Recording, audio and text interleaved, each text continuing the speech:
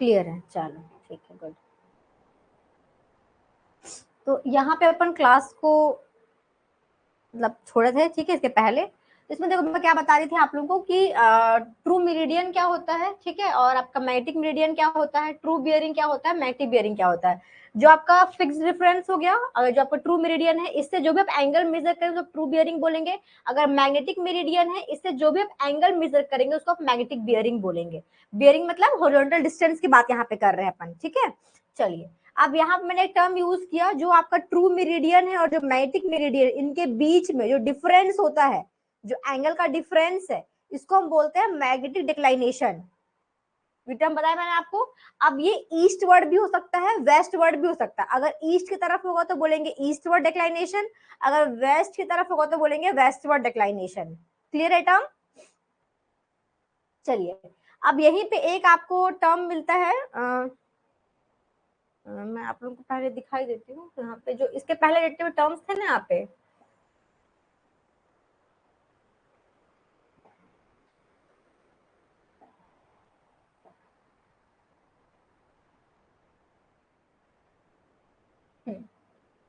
Magnetic bearing क्या होता है, ट्रू बियरिंग क्या होता है, डिक्लाइनेशन क्या होता है ना, ये सारा टर्म्स यहाँ पे दिया हुआ है आप लोगों को, जो इससे पहले हमने देख लिया।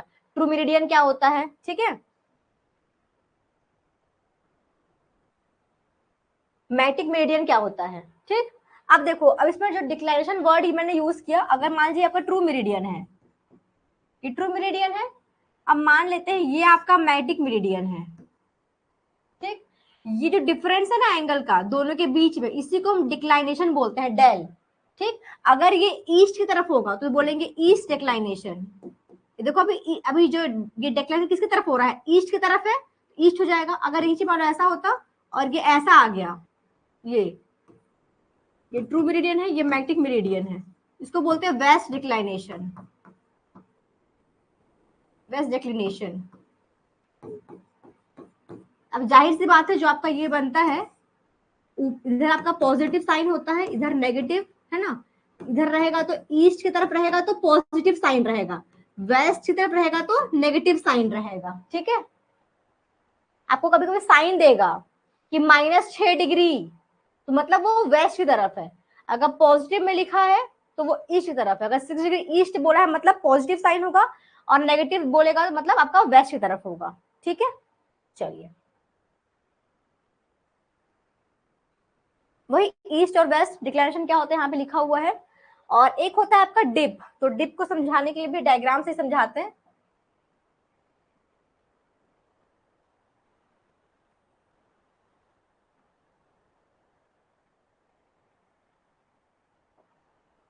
ये सब उसी को एक्सप्लेन कर रहा है, ट्रू बियरिंग क्या होगा, मैग्नेटिक बियरिंग क्या होगा, वही वही वही सारी चीज है। बाकी जो डिफरेंस होता है आपके ट्रू मेरिडियन और मैग्नेटिक मेरिडियन के बीच में, उसको क्या बोलते हैं, मैग्नेटिक डिक्लेरेशन बोलते हैं। और यहाँ पे दो टर्म और मिलेगा, आइसोगोनिक और एगोनिक। आइसोगोनिक और एगोनिक, अब ये क्या होता है बताती हूँ आप लोगों को। अगर आपका डिक्लाइनेशन सेम है, सेम डिक्लाइनेशन वाली लाइन को जो लाइन ज्वाइन करेगी तो उसको बोलेंगे आइसोगोनिक लाइन।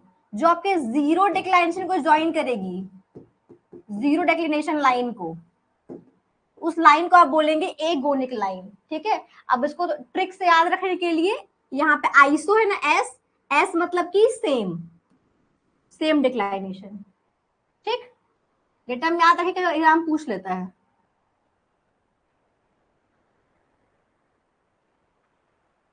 अब एक टर्म यहाँ बच गया है मैग्नेटिक डिप, उसके बाद ना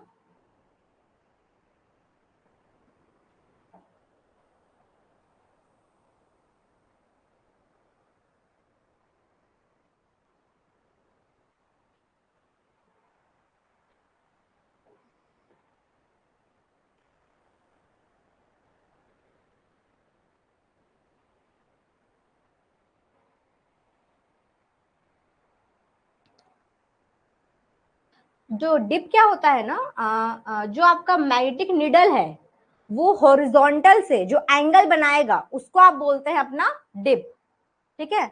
अब यहाँ पे देखो, जो आपका अर्थ है, अर्थ के अपने क्या है, मैग्नेटिक फ्लक्स लाइंस है, बताइए मैं आपको पहले भी, ठीक है, लाइंस निकल रही, जो मैग्नेटिक फ्लक्स निकल रही हैं, तो ये जो मैग्नेटिक फ्लक्स लाइंस हैं आपके हॉरिजॉन्टल सरफेस से, हॉरिजॉन्टल सरफेस से जो ये मैग्नेटिक आपका जो लाइन, जो फ्लक्स लाइन है, ये जो एंगल जो आपका वर्टिकल एंगल बना रहा है, उसको आप क्या बोलते हैं, अपना डिप बोलते हैं। क्या बोलते हैं, डिप, मैग्नेटिक डिप, इसको बोलते हैं। जो आपका हॉरिजॉन्टल सरफेस है ना, जो आपका हॉरिजॉन्टल सरफेस हो गया, वो आपके मैग्नेटिक फ्लक्स से जो एंगल बनाएगा, जो वर्टिकल एंगल बनाएगा, उसको आप डिप बोलते हैं। ठीक, अब देखो, अब डिप अभी क्लियर है?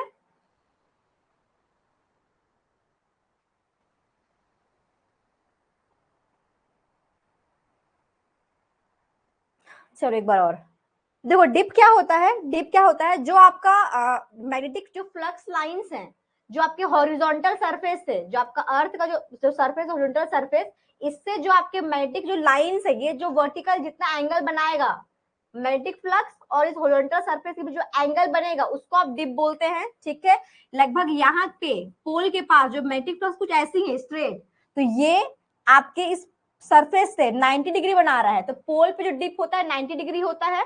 और यही चीज क्या होता है इक्वेटर की, अगर हम बात करें इक्वेटर पे, तो ये जो मैग्नेटिक फ्लक्स लाइन से जो आपका सरफेस कुछ ऐसा है, इनके बीच कोई एंगल ही नहीं है, तो ये 0 डिग्री होता है डिप। क्लियर ये टर्म? चलिए, तो ये डिप भी हो गया, डिक्लाइनेशन भी हो गया, ट्रू मेरिडियन हो गया, मैग्नेटिक मेरिडियन हो गया। चलिए, अब देखो, जब हम बियरिंग को शो करते हैं,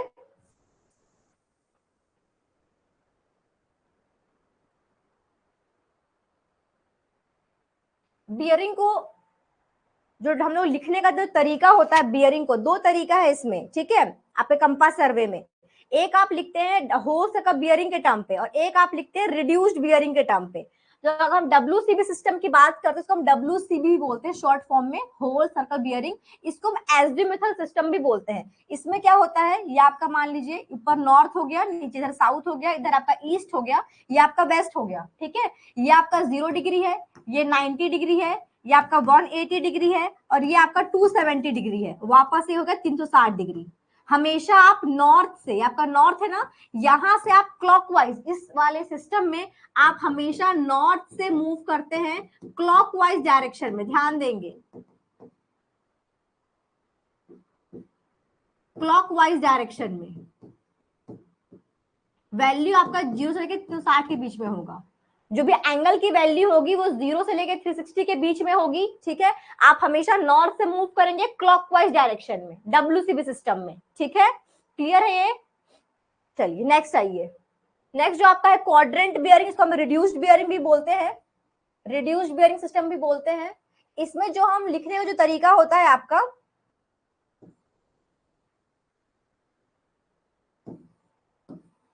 सेम आपका नॉर्थ हो गया, ये साउथ हो गया, इधर ईस्ट हो गया, आपका इधर वेस्ट हो गया, ये आपका 0 डिग्री है, ये आपका 90 डिग्री है। इसमें जब भी हम बात करते हैं, तो हम इसमें जो एंगल का जो वेरिएशन वो 0 से 90 के बीच में ही होगा। इसमें आप नॉर्थ से मूव कर सकते हैं, और आप साउथ से भी मूव कर सकते हैं। ईस्ट और वेस्ट से नहीं करोगे, नॉर्थ से ईस्ट आओगे, नॉर्थ से वेस्ट आओगे, साउथ से ईस्ट आओगे, साउथ से वेस्ट आओगे। कैसे लिखते हैं इसमें हम लोग, समान लिख रहे हैं, नॉर्थ 60 डिग्री ईस्ट, या साउथ 30 डिग्री वेस्ट, ऐसे डिनोट करते हैं इसमें। इसमें जो एंगल का वैल्यू होगा वो 0 से 90 के बीच में ही होगा।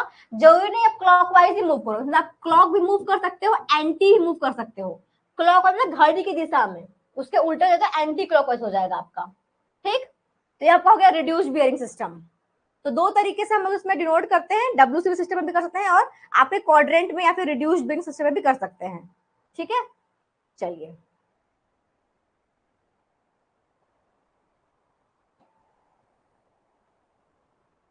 ये क्वेश्चन कराने से पहले एक और टर्म इसमें मैं आपको बताती हूँ, जो एक फॉर्मूला से बनता है ट्रू बियरिंग और मैग्नेटिक बियरिंग के टर्म्स में। तो आपको जो ट्रू बियरिंग होती है ना,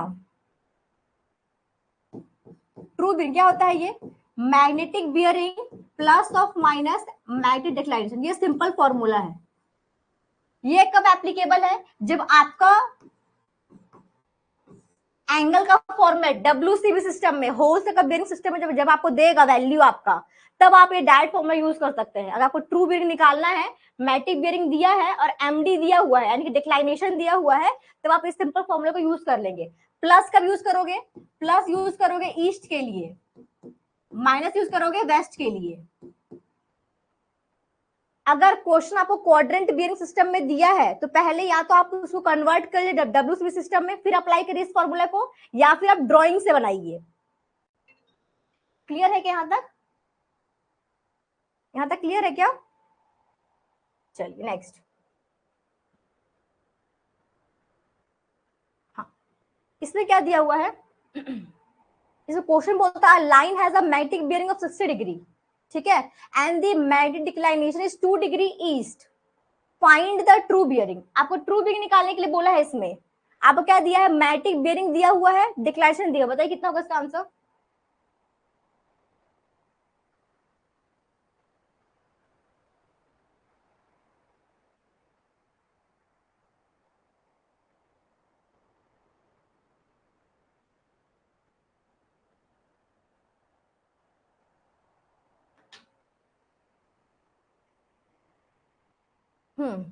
देखो यहाँ पे जो ये वैल्यू दिया हुआ आपको एंगल का, किसमें दिया हुआ है? डब्ल्यूसीबी सिस्टम में दिया हुआ है, ठीक है।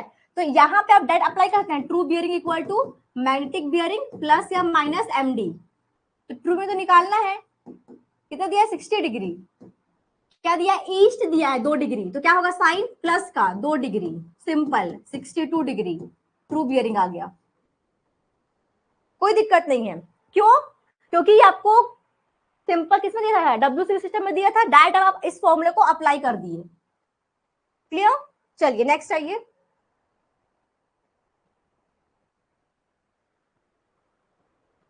यहां देखिए, यहाँ क्या बोलता है? हाँ ठीक है, गोलू 32 आ गया था। हाँ 32 62 होगा। हाँ चलिए यहाँ ये the quadrant bearing of a line is south 40 degree east, ठीक है, and the magnetic declination is 2 degree west. बोलता है फाइंड द ट्रू बियरिंग। आपको ट्रू बियरिंग निकालना है। अब देखो डायरेक्ट अप्लाई मत करना है फॉर्मूला को। क्या दिया हुआ है? ये क्वाड्रेंट बियरिंग सिस्टम में दिया हुआ है। इसमें दिया है क्वाड्रेंट बियरिंग सिस्टम में दिया हुआ है। आपको डायरेक्ट अप्लाई मत करना।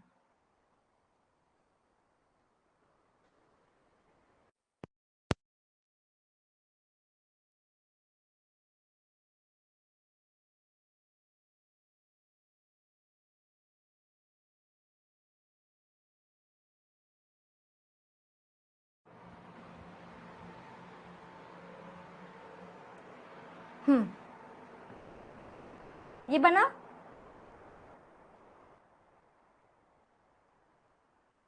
देखो इसको बनाने का दो तरीका है। या तो आप क्या करिए, अगर आपको फॉर्मूला यूज करना है ना, तो पहले आप इसको क्या कर लो, चेंज कर लो। किसमें? डब्ल्यूसीबी सिस्टम में।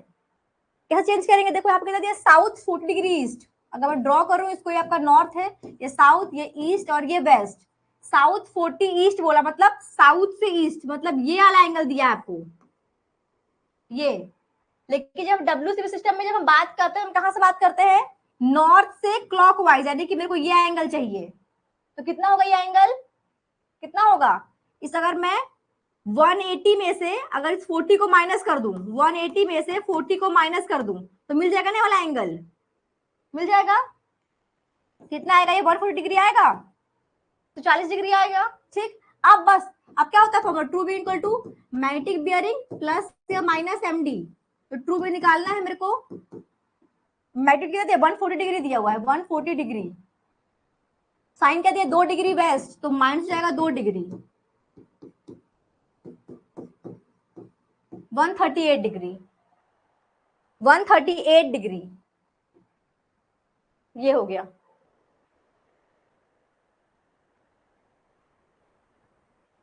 क्लियर है क्या ये?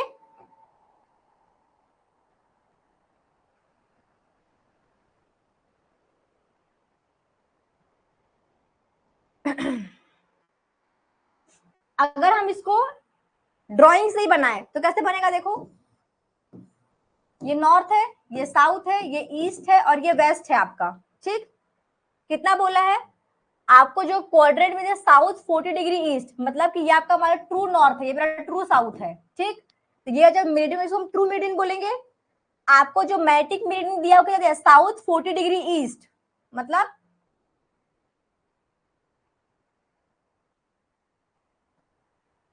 आपकी जो मैग्नेटिक मेरिडियन वो कहीं यहाँ पे साउथ 40 डिग्री ईस्ट, मतलब ये लाइन है आपका,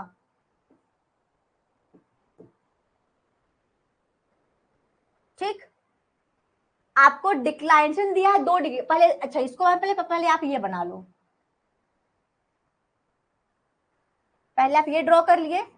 अब आपको क्या दिया है, जो डिक्लाइनेशन है कितना दिया है, 2 डिग्री वेस्ट। तो ईस्ट की तरफ नहीं, वेस्ट की तरफ, मतलब आपका ये बनेगा 2 डिग्री वेस्ट। ये आपका हो गया मैग्नेटिक मेरिडियन। ये रेड वाला आपका ट्रू मेरिडियन है, ये येलो आपका मैग्नेटिक मेरिडियन है, ठीक है। अब यहां से क्या हो, जबकि मैग्नेटिक बियरिंग कितनी है, साउथ से 40 डिग्री ईस्ट, साउथ से, ठीक है। मतलब आपका हमको मैग्नेटिक बियरिंग दिया हुआ है, ट्रू तो निकालना है हमको, यानी कि यहां से हमको निकालना है इस रेड वाले से। मैग्नेटिक बियरिंग कितना दिया है, साउथ 40 डिग्री ईस्ट, मतलब साउथ तो यही है आपका, तो साउथ से ईस्ट की तरफ 40 डिग्री, मतलब आपको ये दिया हुआ है।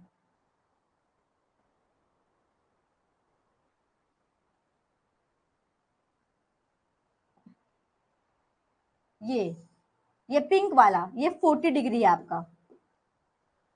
साउथ से मैग्नेटिक बेरिंग क्या होगा, मैग्नेटिक मेरिडियन ड्रॉ करेंगे हम 40 डिग्री ईस्ट की तरफ। ये आपको निकालना क्या है, ट्रू बेरिंग, मतलब आपको ये चाहिए। ये कितना होगा, ये भी 2 डिग्री है, तो 40, मतलब ट्रू बेरिंग निकालने के लिए क्या करना पड़ेगा मेरे को, इस 40 में इस 2 को ऐड करना पड़ेगा, 40 प्लस 2, यानी कि ट्रू बेरिंग मेरा आएगा 42 डिग्री। कितना आएगा ट्रू बेरिंग, 42 डिग्री। क्या, साउथ से ईस्ट, साउथ से ईस्ट की तरफ 42 डिग्री, 40 प्लस ये 2। और अगर मैं इसको, अब ये तो मेरा किस सिस्टम में है, क्वाड्रेंट बिन सिस्टम में है। अब इस वाले वैल्यू को अगर आप वापस से चेंज करोगे किसमें, किसमें, आपके WC में, तो इसका वैल्यू फिर से आ जाएगा 138 डिग्री। तो आप दोनों तरीके से बना सकते हैं, या तो आप पहले जो वैल्यू दिया उसको आप चेंज कर लीजिए। अब आपको आंसर किसने पूछा है ना, वो भी डिपेंड करता है। आपको यहाँ पे जो ट्रू बियरिंग है किसने पूछा है, WC सिस्टम में या फिर क्वाड्रेंट बियरिंग में। अगर WC में पूछो तो यहीं तक आपका आंसर जाता। अगर आपको बोले क्वाड्रेंट बियरिंग बताइए तो आपको चेंज करना पड़ेगा इसको फिर। तो आप दोनों तरीके से बना सकते हैं। क्लियर, ठीक है। चलिए नेक्स्ट आगे बढ़ते हैं।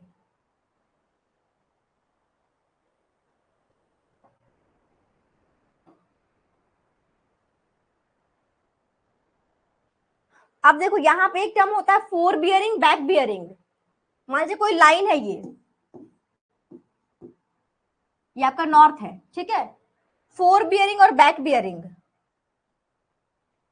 कोई पॉइंट है आपका ए, यहां से आप जो लाइन मेजर कर रहे हैं, मान लीजिए यहां से आपने साइड किया किसी एंगल को, ये थीटा आपको कोई एंगल मिल गया, तो ए से खड़े हैं आप, आपने बी को साइड किया, आपने ये एंगल निकाला, ये आपके लिए क्या हो गया, फोर बियरिंग, ठीक। यहां से नॉर्थ से क्लॉकवाइज मूव कर रहे हैं आप। अब अगर मैं इसी लाइन की बैक बियरिंग की बात करूं तो क्या हो जाएगा, इसका नॉर्थ ये है, इस नॉर्थ से क्लॉकवाइज आप यहां आए, तो इस लाइन के लिए हो जाएगा इसका बैक बियरिंग, बी भी मतलब बैक बियरिंग, एफ भी मतलब फोर बियरिंग। यहाँ पर देखो लिखा भी है फोर बियरिंग, बैक बियरिंग, ठीक है। अब देखो मान लो अगर आपको किसी लाइन का फोर बियरिंग दिया है और बैक बियरिंग पूछ रहा है, फोर बियरिंग दिया है और बैक बियरिंग पूछ रहा है, कैसे निकालोगे, देखो अगर आपको जब का फोर बियरिंग होता है और जो बैक बियरिंग, इनका डिफरेंस जो होता है ना 180 आना चाहिए। फोर बियरिंग और बैक बियरिंग का डिफरेंस कितना होता है, 180 डिग्री होता है। अगर ये 180 डिग्री नहीं आ रहा है, मतलब आपका जो आपने ये साइड की, जो भी आपने एंगल वगैरह निकाला, कुछ उसमें गलती है, और वो लोकल अट्रैक्शन की वजह से भी हो सकता है। अगर कोई आपका जो लाइन है, A B B C C D, कोई भी लाइन हम बात कर रहे हैं, अगर वो लाइन का फोर बियरिंग और बैक बियरिंग का डिफरेंस 180 डिग्री नहीं आ रहा, मतलब वो आपका स्टेशन क्या है, लोकल अट्रैक्शन से अफेक्टेड है। क्लियर है टर्म? चलिए, अगर आपको फोर बियरिंग दिया हुआ है और बैक बियरिंग निकालना है, बैक बियरिंग निकालना है, क्या करते हैं आप, फोर बियरिंग में अगर बैक बियरिंग निकालना है, फोर बियरिंग में आप प्लस भी करते हैं 180 डिग्री। कब करेंगे प्लस? जो आपकी अगर बैक बियरिंग की वैल्यू क्या आ रही है, 180 से अगर कम है तो प्लस करोगे, अगर ज्यादा है तो माइनस करोगे। सेम फोर बियरिंग के लिए भी वही है। ठीक, अगर आपको फोर बियरिंग दिया हुआ है, बैक बियरिंग निकालना है, अगर वैल्यू 180 से कम है तो प्लस कर देना 180, अगर ज्यादा है तो माइनस कर देना 180 डिग्री। क्लियर है यहां तक? Four bearing back bearing clear है? चलिए, अब इसी में एक टर्म आता है इनक्लूडेड एंगल। वो क्वेश्चन में आपको दे देता है, स्टेशन बोलता है इंक्लूड एंगल निकालिए। क्या बोलता है? इंक्लूड एंगल निकालिए। अब देखो इसमें क्या है ना, इंक्लूड एंगल में मान जो ये लाइन है, पहले तो आपको ये देखना है कि जो आपका ट्रैवर्स बन रहा है वो क्लॉकवाइज बन रहा है या एंटी क्लॉकवाइज बन रहा है। मान लो आपका ये स्टेशन ए है, ये बी है, ये सी है, ये डी है, ट्रैवर्स कैसा दिख रहा है आपको इस बार? ए बी सी डी ऐसा ना, मतलब घड़ी की दिशा में क्लॉकवाइज ट्रैवर्स है। कैसे ट्रैवर्स है आपका? Clockwise traverse. जब भी आप इंक्लूड एंगल की बात करते हैं तो आप हमेशा क्लॉकवाइज डायरेक्शन में, मतलब अगर मैं बात करूं, अगर बी का इंक्लूड एंगल क्या होगा, क्लॉकवाइज डायरेक्शन में, क्लॉकवाइज डायरेक्शन में previous line to next line. अगर इस बी पॉइंट की बात करें, बी स्टेशन के लिए, तो इसके लिए प्रीवियस लाइन ये वाला बी ए हो जाएगा और आगे वाला लाइन बी सी हो जाएगा। तो क्लॉकवाइज डायरेक्शन में प्रीवियस लाइन से लेके नेक्स्ट लाइन के बीच का जो एंगल होता है, इसको आप इसका इनक्लूड एंगल बोलते हैं। इंक्लूड एंगल टर्म क्लियर है? Previous to next clockwise direction में जो एंगल बनेगा उसको बोलेंगे इंक्लूड एंगल। कैसे निकालेंगे ये एंगल को? कैसे निकालेंगे? अगर क्लॉकवाइज ट्रैवर्स है तो इंक्लूड एंगल क्या होगा? फॉर्मूला नोट डाउन कर लीजिएगा, कभी एग्जाम पूछ लेता है। Four bearing of next line, four bearing of next line minus back bearing of previous line. Note down कर लेना फॉर्मूले को। Four bearing of next line यानी कि आगे वाली लाइन का four bearing minus back bearing of previous, यानी कि पहले वाली लाइन का बैक बियरिंग, दोनों का डिफरेंस जो होगा वो आपका एंगल होगा इंक्लूड एंगल। अगर मान लो आप सॉल्व किए, वैल्यू अगर आपका नेगेटिव में आता है, सॉल्व किए वैल्यू अगर नेगेटिव आता है तो आप क्या करोगे? प्लस कर दोगे 360 डिग्री।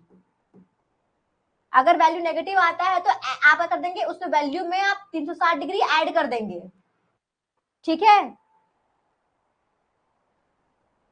चलिए, अगर यही मान लो आपकी ट्रैवर्स कैसी बन जाए, ट्रैवर्स कैसी बन जाए आपकी,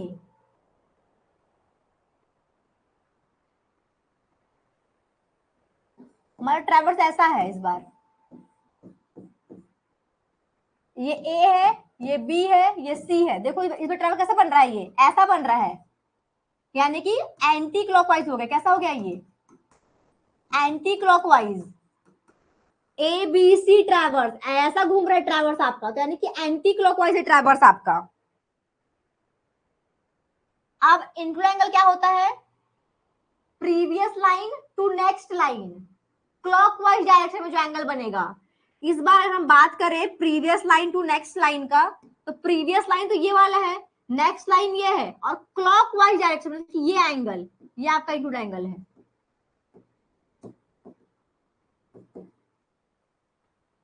ठीक, इसमें कैसे मिलेगा इंक्लूड एंगल हमको?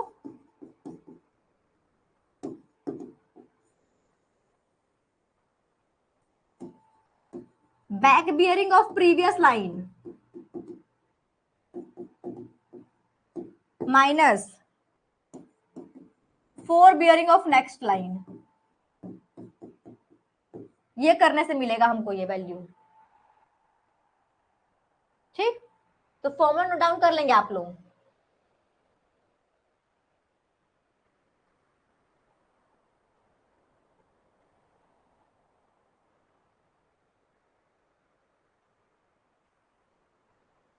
चलिए नेक्स्ट, एक टर्म आता है लोकल अट्रैक्शन, बताई भी आप लोगों को। अगर मान लो किसी स्टेशन पे कोई लाइन है ए बी, ठीक है, उनका आप फोर बियरिंग और बैक बियरिंग का डिफरेंस निकालते हैं, अगर वो 180 डिग्री नहीं आता है, मतलब वो स्टेशन क्या है, आपके लोकल अट्रैक्शन से अफेक्टेड है। बहुत बार क्वेश्चन पूछा हुआ है यहाँ से ना। आपने क्या किया, फोर बियरिंग और बैक बियरिंग का डिफरेंस निकाला, अगर 180 डिग्री आ गया, कोई लाइन है मान लो ए बी, इस लाइन का आपने फोर बियरिंग और बैक बियरिंग निकाल लिया, उनका डिफरेंस फाइंड किया आप, 180 आया, मतलब ये स्टेशन सही है आपका। अगर 180 डिग्री नहीं आता है, मतलब वो स्टेशन आपके लोकल अट्रैक्शन से अफेक्टेड है। वो स्टेशन यानी कि अगर मान लो ए में भी आया, अगर ए बी कोई स्टेशन है, ठीक है,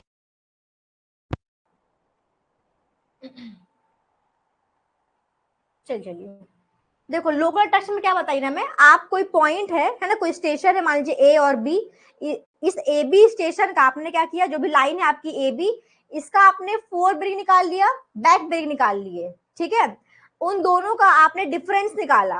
अगर डिफरेंस आपका 180 डिग्री आता है तो वो स्टेशन आपके लोकल अट्रैक्शन से फ्री है। अगर 180 डिग्री नहीं आता है, आप दोनों का डिफरेंस निकालोगे, है ना, अगर 180 डिग्री नहीं आता है तो वो स्टेशन आपके लोकल अट्रैक्शन से अफेक्टेड है। अब क्यों हो सकता है, जब आप सर्वे करते हैं ना कंपास, तो जो कंपास में अपने मैग्नेट लगा हुआ है, ठीक है, अगर आसपास कोई आयरन का चीज है तो उससे भी है ना, आयरन के कोई चीज है या कोई इलेक्ट्रिक पोल है मान लो लोहे का, है ना, तो उससे भी क्या होता है ना, आपका स्टेशन अफेक्ट हो सकता है, या फिर कुछ ना कुछ गलती हुआ होगा आपसे पढ़ने में रीडिंग, है ना, तो वो भी हो सकता है। लेकिन आपके यहाँ कोई अगर आयरन का सामान तो उससे भी होता है। तो आपको अगर आप डिफरेंस निकालो तो समझ में आएगा आपने सही रीडिंग निकाला है या नहीं निकाला है। क्लियर है? चलो, एक ये क्वेश्चन है, यहाँ पे क्वेश्चन था, इसमें बोला था कि एक क्लोज ट्रैवर्स है ABCD, fore bearing A B का दिया था 80 डिग्री, फोर बियरिंग बीसी का दिया 140 डिग्री, आपको बोल रहा है कि इंक्लूड एंगल एट बी पे निकालिए, बी का इंक्लूड एंगल निकालिए बोल रहा है क्वेश्चन आपको। कैसे निकालें, तो जब भी हम ड्रॉ करते हैं लाइन, आप पहले नॉर्थ मार्क कर लेंगे, ठीक है, आप नॉर्थ से ही एंगल, जब भी आप, अगर आपको सिंपल ऐसे लिखा, मतलब ये डब्ल्यूसीबी सिस्टम में दिया हुआ है आपको, और डब्ल्यूसीबी सिस्टम हमेशा क्या करते हैं, नॉर्थ से क्लॉकवाइज मूव करते हैं, ठीक है।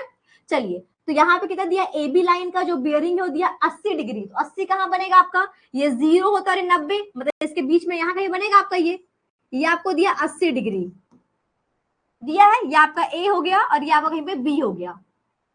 ठीक, अब ये फिर आप ऐसे मार्क कर दो, फिर ये नॉर्थ बना दो। ठीक, अब क्या बोलता है, फोर बियरिंग ही दिया है आपको, बीसी का कितना दिया, 140 डिग्री दिया है। 140 कहाँ बने, किस क्वाड्रेंट बनेगा, फर्स्ट क्वाड्रेंट में 0 से लेकर 90 तक का ही बनता है, 90 से 100 में यहाँ का ही बनेगा, मतलब ये आपका बी से सी है। ये कितना दिया है आपको, 140 डिग्री, 140 डिग्री दिया है ये आपको। क्या नहीं, अब देखो ट्रैवर्स कैसा बन रहा है आपका, ट्रैवर्स दो टाइप का होगा, क्लॉकवाइज या एंटी क्लॉक। ये ट्रैवर्स कैसा है आपका, देखिए बताइए ट्रैवर्स कैसा है आपका, क्लॉकवाइज या anti clockwise.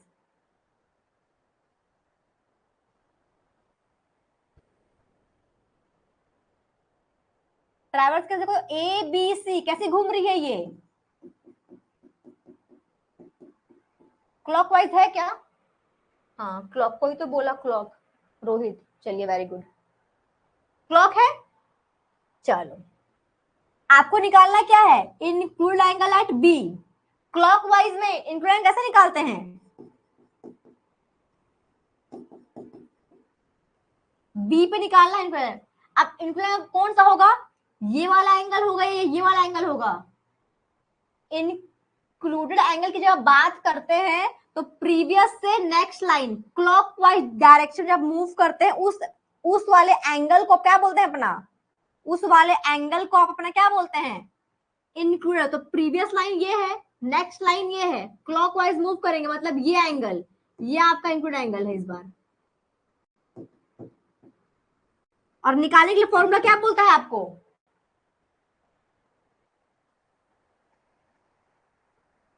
Four bearing clockwise का क्या फॉर्मूला है, four bearing of next line minus back bearing of previous line.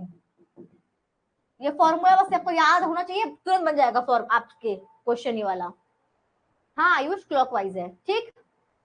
देखो नेक्स्ट लाइन यानी कि बीसी का, नेक्स्ट लाइन कौन सी होगी, बीसी होगी।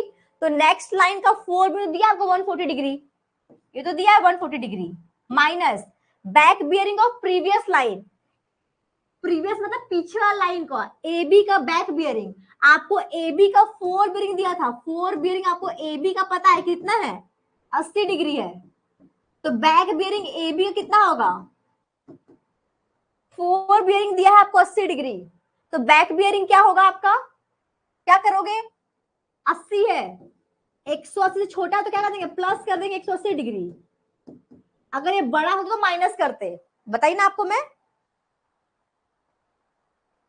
कितना हो जाएगा ये, 80 प्लस 180,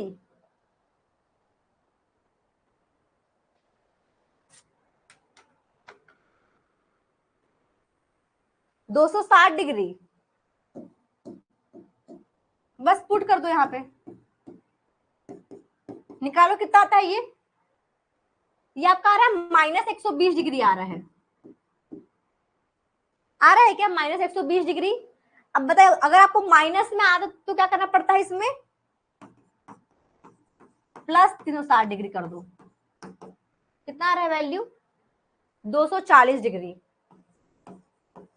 मतलब ये जो ब्लू कलर का जो एंगल है आपका 240 डिग्री था, आंसर इसका 240 डिग्री।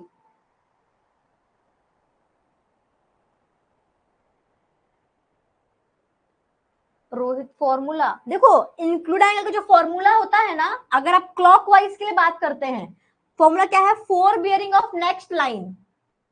अगर इस ट्रैवर्स की बात करूं तो अगर मेरे को बी पॉइंट का एंगल बताना है, इंक्लूड एंगल है ना, तो इसके लिए ये इसका प्रीवियस है, बी का प्रीवियस होगा, ये नेक्स्ट होगा, ये आगे बढ़ रहे हो ना, तो ये आपका नेक्स्ट है। तो फोर बियरिंग ऑफ इस नेक्स्ट लाइन का four bearing minus back bearing इस प्रीवियस लाइन का, तो फोर बियरिंग दिया आपको 140 डिग्री इस नेक्स्ट लाइन का, बैक बियरिंग प्रीवियस लाइन का बैक बियरिंग नहीं पता था आपको क्या पता, फोर बियरिंग पता इस लाइन का, आपको इस ए बी लाइन की फोर बियरिंग पता थी, बैक बियरिंग पता नहीं था, तो आपने निकाल लिया। कैसे निकालते हैं, अगर आपको फोर बियरिंग पता है, बैक बियरिंग निकालना है, वैल्यू वन छोटा होता प्लस कर देंगे, अगर बड़ा होगा तो आप माइनस कर देंगे। ये निकाल लिए, बैक बियरिंग पुट कर दिए, वैल्यू आपका नेगेटिव में आ रहा है, ठीक है, नेगेटिव में आ रहा है, तो क्या करना पड़ेगा आपको, 360 डिग्री आपने ऐड कर दिया इसमें। अगर नेगेटिव में आएगा तब करना, पॉजिटिव में आएगा तो बस वही आपका वैल्यू हो जाएगा, ठीक। इसलिए मैं क्या कर दिया, 360 ऐड कर दिया, क्योंकि नेगेटिव में आया वैल्यू, बस ये जो वैल्यू है आपका ये इंक्लूड एंगल हो गया। नेक्स्ट लाइन और प्रीवियस लाइन समझ नहीं आया, ओके। देखो ये मान लो एक स्टेशन है ए आपका, यहां से आपने सर्वे करना स्टार्ट किया, आप एक कोई पॉइंट है, ये मान लीजिए ग्राउंड है, ठीक, इस ग्राउंड में आप चले गए सर्वे करने के लिए, आपने एक पॉइंट मार्क किया ए, ये जो मार्कर है ना मेरा ये पेन, ये आपका मान लो पॉइंट है ए, आपको ए से यहाँ पे पॉइंट है बी, इसका सर्वे करना है, ए से बी, फिर बी से सी, सी से डी, ऐसे सबको सर्वे करना है। आप ए पे गए, कंपास सेट किया आपने, कंपास से आपने इस बी पॉइंट को साइड करा, आपने इसका एंगल निकाला कि इसका एंगल कितना है, कंपास में एंगल निकाले आप, ठीक है। तो आप जो फर्स्ट एंगल निकाले ए पॉइंट से बी पॉइंट, ए पे सेट किया आपने, किसी बी पॉइंट को आपने साइड किया, ठीक है, कोई बी पॉइंट है, इसका आपको ये मान लो ये एंगल मिला, ये थीटा, कोई भी एंगल मान लो कि अगर वैल्यू इस, ये आपका फर्स्ट क्वाड्रेंट होता है, ये सेकंड क्वाड्रेंट, ये थर्ड क्वाड्रेंट और ये आपका फोर्थ क्वाड्रेंट, अगर 0 से 90 के बीच में यहाँ बनेगा वैल्यू आपका, तो अगर ए पॉइंट है आपका बी पॉइंट हुआ, ठीक। सेम आपने बी से सी कहीं पे साइड किया, ये सी,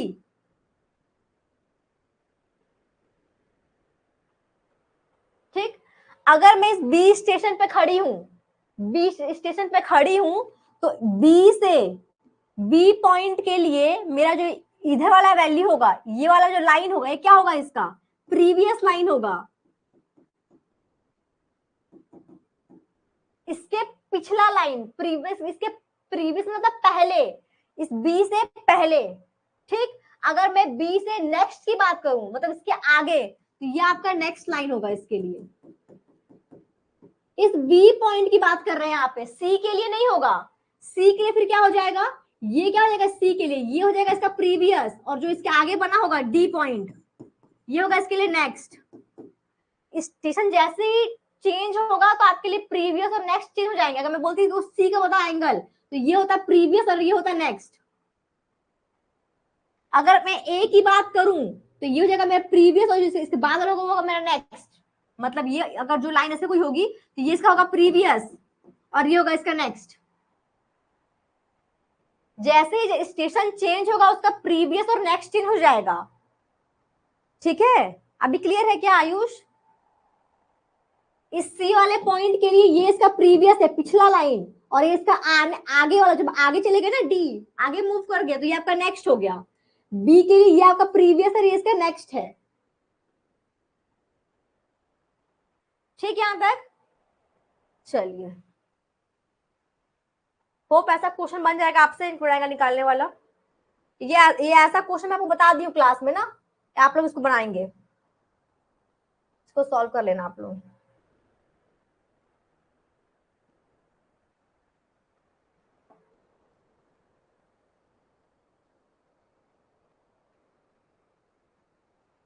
एक ये क्वेश्चन देखिए, इसमें क्या बोल रहा है,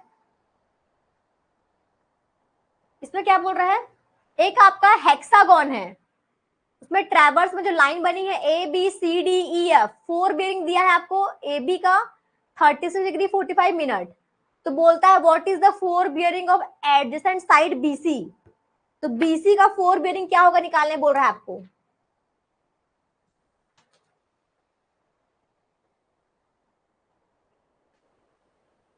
क्वेश्चन को आप लोग, मैं बस आपको थोड़ा सा इसमें हिंट कर दे रही हूं बस।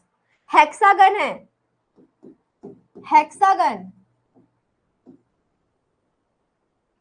हेक्सागन कितने साइड्स होते हैं, जैसे पेंटागन में कितने होते हैं, 5 साइड्स होते हैं, वैसे हेक्सागन में 6 साइड्स होते हैं।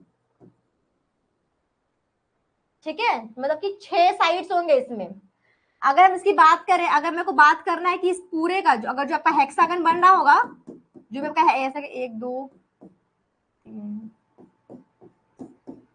मान ऐसा कोई हेक्सागन है, अगर इस पूरे का अगर हम बात करें इसके इंटीरियर एंगल का, इंटीरियर एंगल, इसका इंटीरियर एंगल कैसे निकालते हैं,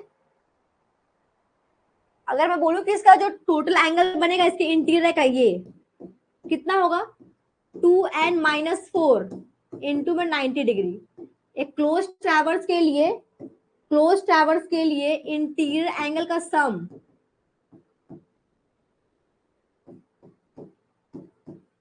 सम ऑफ इंटीरियर एंगल कैसे निकलता है, 2n-4 इंटू 90 डिग्री। n क्या होता है, नंबर ऑफ साइड्स, n क्या होता है, नंबर ऑफ साइड्स। तो सबसे पहले आप इंटीरियर एंगल निकालेंगे, उसको ये आपको सॉल्व करना है, इसको आपको सॉल्व करना है। ठीक है, इसमें बस आपको ये निकाल के आपको एक मतलब साइड्स का एंगल कितना होगा वो निकालने की बता दी, फॉर्मूला कैसे निकालोगे। ठीक, जब भी आपको इंटीरियर एंगल का अगर सम निकालना होता है, नंबर ऑफ साइड्स पता होता है, आप ऐसे निकालते हो। ठीक, इसी का यूज करके क्वेश्चन बनेगा, तो सॉल्व करिएगा आप लोग। एक और आपका ये मैग्नेटिक बिंग वाला क्वेश्चन है, इसको भी आप लोग सॉल्व करेंगे।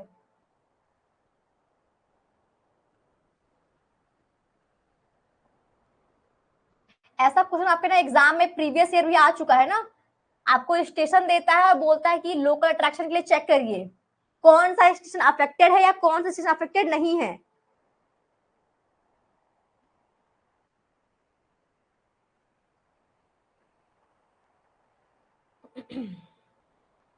तो उसमें हिंट यही है,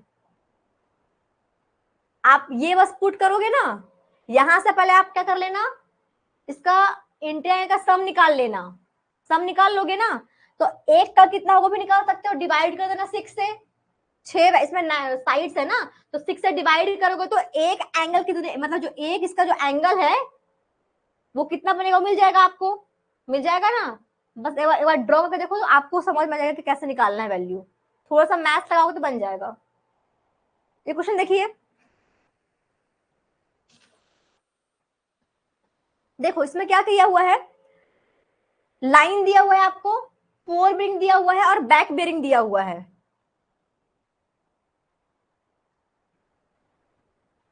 लोकल अट्रैक्शन के लिए चेक करने क्या करना पड़ता है हम लोग को, आप फोर बियरिंग और बैक बियरिंग का डिफरेंस निकालें। क्या निकालेंगे, फोर बियरिंग और बैक बियरिंग डिफरेंस निकालो आप सबका, कितना आ रहा है, निकालिए डिफरेंस कितना आ रहा है।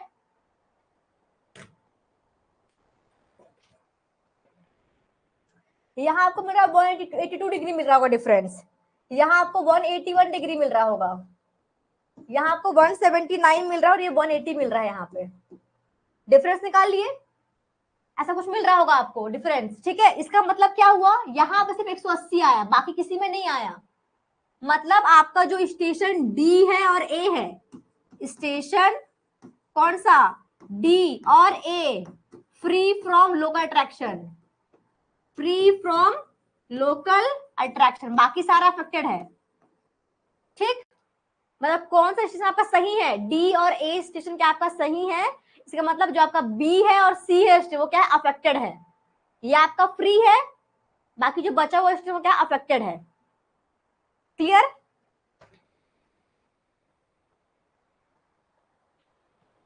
चलिए एक और आपका वैसे ही वाला क्वेश्चन है, बियरिंग वाले, उसको आप लोग सॉल्व करिएगा।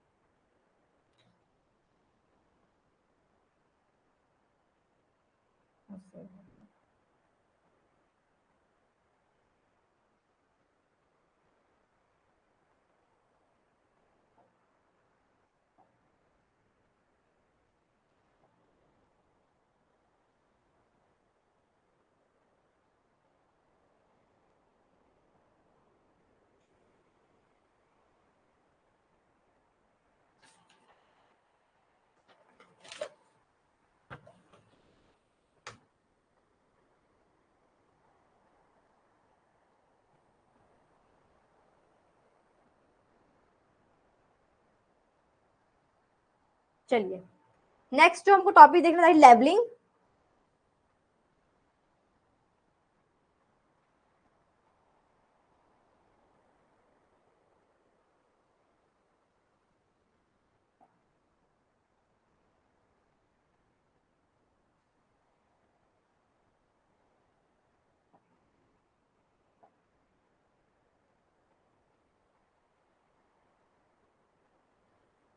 देखिए अब लेवलिंग, इसमें क्या लिखा हुआ है, लेवलिंग में क्या करना है हमको, find the elevation of the given points with reference to given or assume datum and establish point at a given elevation or at a different elevation with reference to a given or assume datum. मतलब elevation का मतलब क्या होता है ना, आपका vertical distance, ठीक है।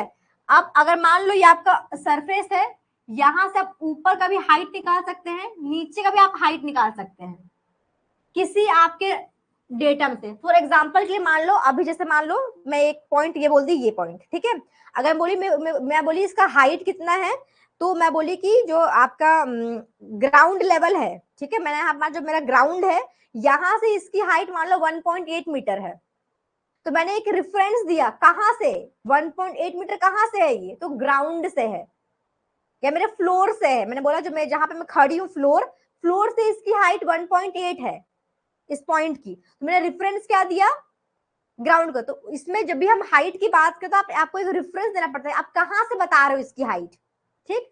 बाकी लेवलिंग में करेंगे हम लोग, एल्यूशन की बात करेंगे, वर्टिकल डिस्टेंस की बात करेंगे, ठीक। कुछ यहाँ आपको फंडामेंटल बहुत सारे में छोटे छोटे डेफिनेशन है,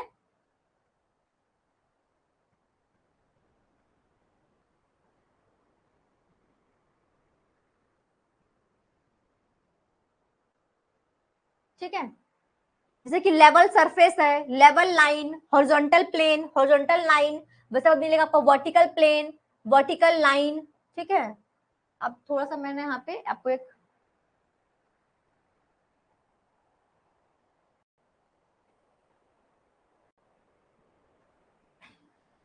ये मान आपका अर्थ, ये आपका अर्थ है, ठीक, ये आपका अर्थ हो गया। इस अर्थ के पैरेलल जितने भी जो सरफेस बनेंगे, आपका अर्थ का सरफेस, मतलब ये तो एक लाइन हो गया ना, तो मैं एक लाइन ड्रॉ किया, लेकिन आपका अर्थ तो कुछ ऐसा है ना, सरफेस है उसके पूरे, तो ये जो अर्थ का जो सरफेस है, मतलब पूरा, मतलब ग्लोब है, ठीक है, पूरा ग्लोब है, मान लो एक ग्लोब, ठीक। तो इस पूरे ग्लोब के ऊपर आपने जो भी आपके जितने भी आपके लाइंस बनेंगे, इसके पैरेलल लाइन, उनको आप क्या बोलेंगे, अपना लेवल सरफेस बोलेंगे, ठीक। ये आपका, ये तो हमने क्या कर दिया, ये तो 2D में हो गया, तो ये आपका जो अर्थ 3D में है ना, मतलब ये ऐसा भी है, ठीक, ऐसा, तो इसके पैरेलल जितने भी आपके सरफेस बनेंगे, that is level surface. Example के लिए क्या हो गया, अब जो आपका मान लो पॉन्ड है, पॉन्ड में मान लो पानी भरा हुआ है, तो वो जो आपका सरफेस लिया हुआ है, तो वो आपका ग्राउंड का ही, जो ग्राउंड का, जैसा आपका जो ग्राउंड है आपका, उसी का शेप लिया हुआ होगा वो, है ना। तो जो आपके पॉन्ड में या लेक में जो पानी है, वो भी, वो जो सरफेस ऊपर का दिखा रहा है आपको, वो क्या आपका एक लेवल सरफेस है। वही लिखा हुआ है जो कर्व सरफेस होता है, जो आपका ये जो अर्थ के सरफेस पैरेलल जो भी सरफेस, जितने भी सरफेस बनेंगे, उसको क्या बोलेंगे, आपका लेवल सरफेस बोलेंगे। और उसमें से एक कोई लाइन को, अब ये पूरा जो सरफेस है, इसमें से कोई एक इमेजिनरी लाइन को आपने उठा लिया, उसको अपना लेवल लाइन बोलेंगे। क्या बोलेंगे, लेवल लाइन बोलेंगे, ठीक।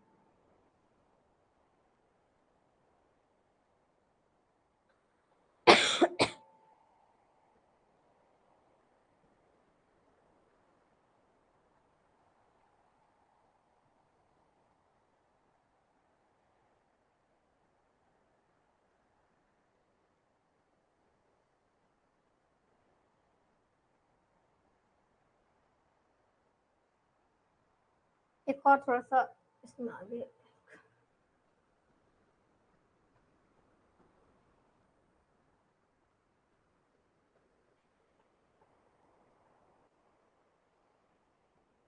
मान लो ये आपका ग्राउंड लेवल है, ये आपका ग्राउंड लेवल है, ठीक। यहाँ पे अपना अपना इंस्ट्रूमेंट को रखा, इसमें जरिए में जो लेवल है ना, इसमें आपके पास एक डंपी लेवल, एक आपका स्टाफ होता है, आपने अपना इंस्ट्रूमेंट रखा डंपी लेवल यहाँ पे, ठीक। डंपी लेवल से जो आपकी लाइन निकलेगी ऐसी, ये आपकी हॉरिजॉन्टल लाइन है, ठीक। लेकिन एक्चुअल में आपका ग्राउंड ऐसा स्ट्रेट तो है नहीं, वो कैसा हल्का कर्व, ये लाइन है आपका, है ना।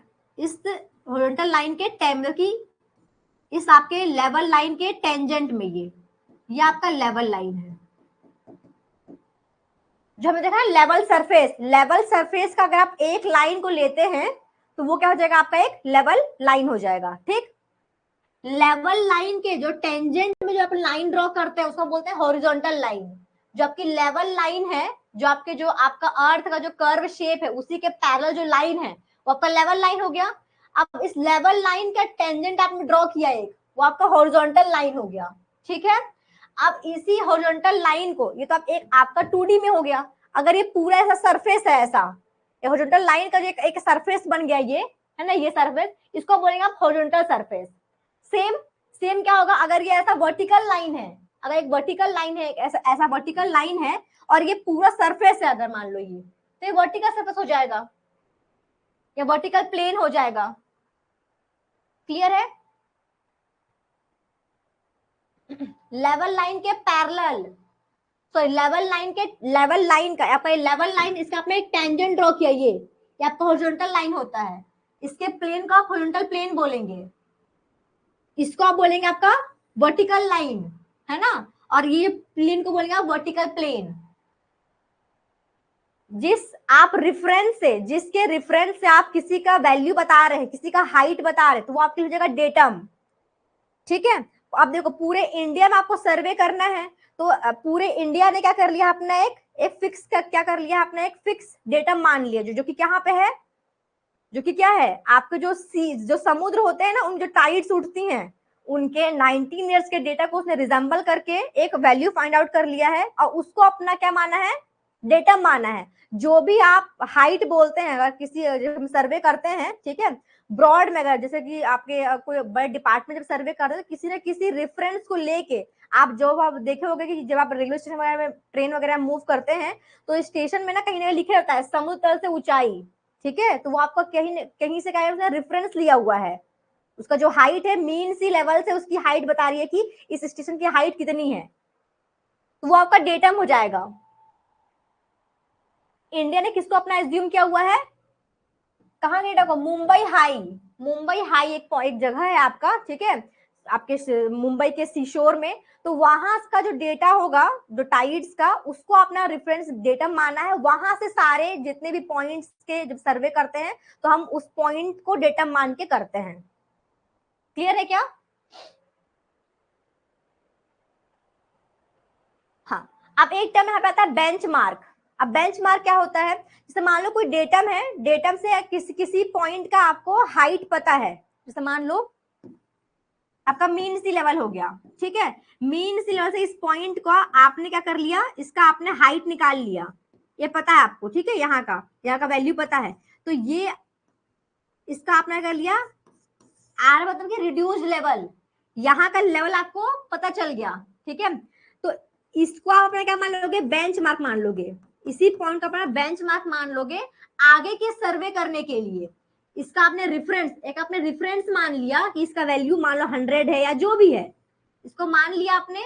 इसके बाद आप क्या करोगे, आगे के सर्वे को करने के लिए आपने इसके रेफरेंस में काम किया, तो जिस पॉइंट का आपको आरएल नोन था उसको आप अपना बेंचमार्क माना उसके आगे के सर्वे को करने के लिए, तो इसको हम बोलते हैं अपना बेंचमार्क, जहां का एलिवेशन आपको नोन होता है। क्लियर है? बाकी डिफरेंट टाइप्स ऑफ लेवलिंग यहाँ पे है। बैरोमेट्रिक लेवलिंग मतलब आप यहाँ पे बैरोमीटर का यूज करते हैं, बैरोमीटर आपके एटमॉस्फेरिक प्रेशर के को बताता है, तो अगर आप किसी पॉइंट का एटमॉस्फेरिक प्रेशर निकालिए, इस पॉइंट का और यहाँ का, तो इन दोनों के बीच का डिफरेंस निकाल रहे हो तो वो भी आपको क्या दे देगा, वर्टिकल एलिवेशन दे देगा, हाइट दे देगा। आप टिग्नोमेट्री लेवलिंग का यूज करके भी क्या कर सकते हैं, हाइट निकाल सकते हैं, ये एक इनडायरेक्ट तरीका है, ठीक है, आपने एंगल निकाला और लेंथ निकाला, उसके बाद आप हाइट को निकाल रहे हो, वही साइन टैन कॉस्ट लगा के, तो आपका वो हो गया टिग्नोमेट्री लेवलिंग, टिग्नोमेट्री का आपने यूज कर रहे हो। एक होता है डायरेक्ट लेवलिंग, जो कि हमको इसमें पढ़ना है, एक आपका रेसिप्रोकल लेवलिंग, ठीक है, जो कि आपको इस वाले चैप्टर में पढ़ना है। अगर हम लेवलिंग इंस्ट्रूमेंट की बात करें तो आपके पास यहाँ पे एक लेवल होता है, एक लेवलिंग स्टाफ होता है, 4 मीटर का आपके पास लेवलिंग स्टाफ होता है, एक लेवल होता है डंपी लेवल, ठीक है, जिसे आप साइट करते हैं, कुछ ऐसा होता है आपका डंपी लेवल। सबको अपने क्लास जब कॉलेज में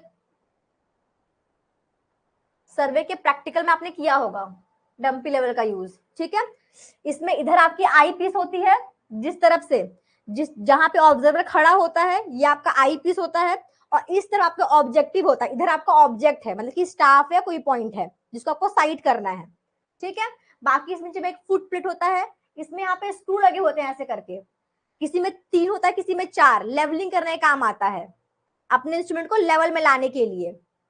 इसमें एक क्या होता है, बबल ट्यूब होता है, क्या होता है, एक बबल ट्यूब, बबल जब तक सेंटर में, अगर बबल सेंटर में आप इसी को फुट इसी को मूव करते हैं, बबल को सेंटर में लेके आते हैं, बबल सेंटर में आ गया मतलब इंस्ट्रूमेंट लेवल हो गया, ठीक है।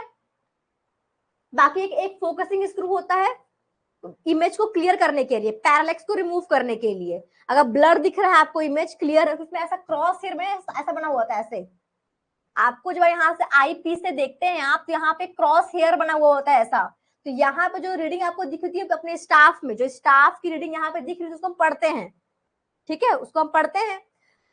अगर एक इमेज क्लियर नहीं है तो उसको रिमूव करने के लिए आप यहाँ पे फोकसिंग स्क्रू होती है, उसको रिवॉल्व करते हैं अपने आई के हिसाब से, आप एडजस्ट करते हो उसको, फिर आप रीडिंग को पढ़ते हो, तो ये हम करते हैं इसमें। कुछ ऐसा होता है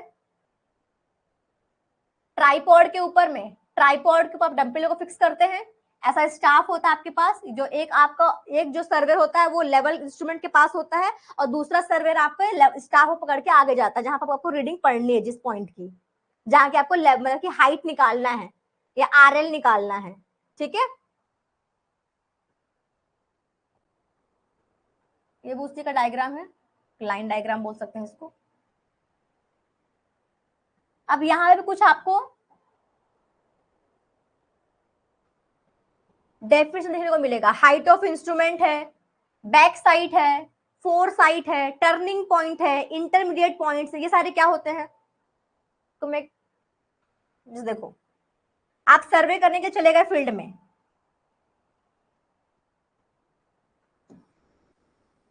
फील्ड में चले गए आप, ठीक है, आपने यहाँ पे अपना इंस्ट्रूमेंट को सेट करा। सेट कैसे करेंगे, इस पॉइंट पे आप सेंटरिंग करेंगे। सेंटरिंग कैसे करते हैं आप, प्लम बॉब की हेल्प से सेंटर कर लिए, इस स्टेशन पर सेंटर आपने मान लिया, सेंटरिंग कर लिया आपने। फिर आप जो आपके पास स्क्रू है, जो फुट प्लेट जो स्क्रू लगा हुआ है, उसको आप रिवॉल्व करोगे, ठीक है, रिवॉल्व करके आप क्या करोगे, उसको सेंटर में लेके आओगे अपने, किसको, लेवल को। लेवल को जब सेंटर में ले आओगे तो आपका इंस्ट्रूमेंट क्या हो गया, सेट हो गया, ठीक है, आपका इंस्ट्रूमेंट लेवल हो गया।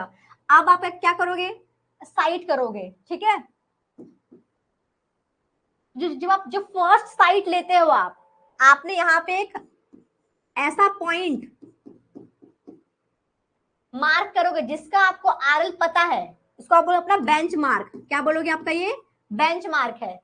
बेंच मार्क में जब पहली साइट हम लेते हैं, अपनी बेंच मार्क पे लेते हैं, ठीक, और उसको हम बोलते हैं आपका फर्स्ट साइट या आपका बैक साइट होता है। जब फर्स्ट साइट करते हो बेंच मार्क के ऊपर, ये आपको बैक साइट मिलता है, ठीक। फिर आप आगे गए, यहां आपने एक साइट लिया, फिर एक और साइट लिया, मान लो एक और बार आपने लिया, ठीक। अब मान लो इसके बाद आपको दिखना बंद हो गया, फिर वैल्यू मतलब आपका बाल ऐसे थोड़ा स्लोप में आ गया, आपको नहीं दिख रहा है, आप अपना इंस्ट्रूमेंट अगर यहां उठा के आप यहां लेके आ गए, आपने इसको चेंज कर दिया इंस्ट्रूमेंट को, ये ठीक। तो ये जो पहले इंस्ट्रूमेंट से जो फर्स्ट साइट है वो बैक साइट होता है, और इसी इंस्ट्रूमेंट जो लास्ट साइट लोगे आपका फोर साइट होता है। इन दोनों के जितने आप साइट ले आपका इंटरमीडिएट साइट होते हैं। आईएस मतलब इंटरमीडिएट साइट। आप इसका इंस्ट्रूमेंट चेंज कर दिए, चेंज करने के बाद आप इसी जगह पे वापस एक साइट लेंगे, वो इसकी जगह वापस से क्या होगा, बैक साइट। फिर आप आगे और जोड़ोगे, आपका फोर साइट हो जाएगा। इसको अपना टर्निंग पॉइंट बोलेंगे, क्या बोलेंगे इसको आप अपना टर्निंग पॉइंट या फिर चेंज पॉइंट। आपने चेंज कर दिया ना, तो चेंज पॉइंट या फिर टर्निंग पॉइंट। तो क्लियर है, बैक साइड किसको बोलेंगे, फोर साइड किसको बोलेंगे, इंटरमीडिएट साइड किसको बोलेंगे, और चेंज पॉइंट या फिर टर्निंग पॉइंट किसको बोलेंगे। होप ये क्लियर हो गया होगा, ठीक। चलिए, बाकी वही सब डायग्राम वही सब है, इसमें ज्यादा मैं डिटेल में नहीं जाऊंगी।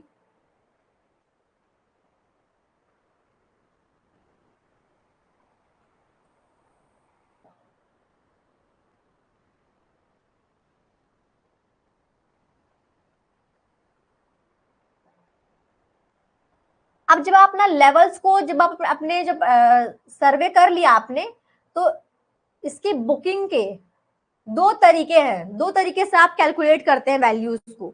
एक आपका तरीका होता है HI method, height of instrument method, और दूसरा होता है राइज एंड फॉल मेथड, ठीक है। दोनों को हम एक क्वेश्चन से सॉल्व कर दे तो आपको क्लियर हो जाएगा सारा चीज। क्लियर, एक क्वेश्चन से सॉल्व करते हैं उसको।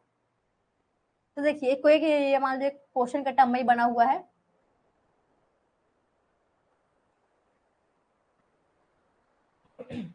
जैसे मान लो आप सर्वे करने के लिए गए फील्ड में, ठीक है, आपने तो सबसे पहले आप करते हो बैक साइड लेते हो, तो आपको बैक साइड मिल गया वैल्यू, फिर आपको आईएस मिला है, फिर आपको ये एफएस मिला है, ये मिला, फिर ये मिला, फिर आपने क्या किया, मान लो यहाँ पे क्या हुआ होगा, वापस से क्या मिल रहा है हमको, बैक साइड, यहाँ पे ये आपका क्या होगा, चेंज पॉइंट होगा, यहाँ पे चेंज किया आपने इंस्ट्रूमेंट को, वापस आपको बैक साइड मिला और आपको फोर साइड मिला, ठीक। इतना आप अपने फील्ड में गए होगे और सर्वे करके लेके आए होगे।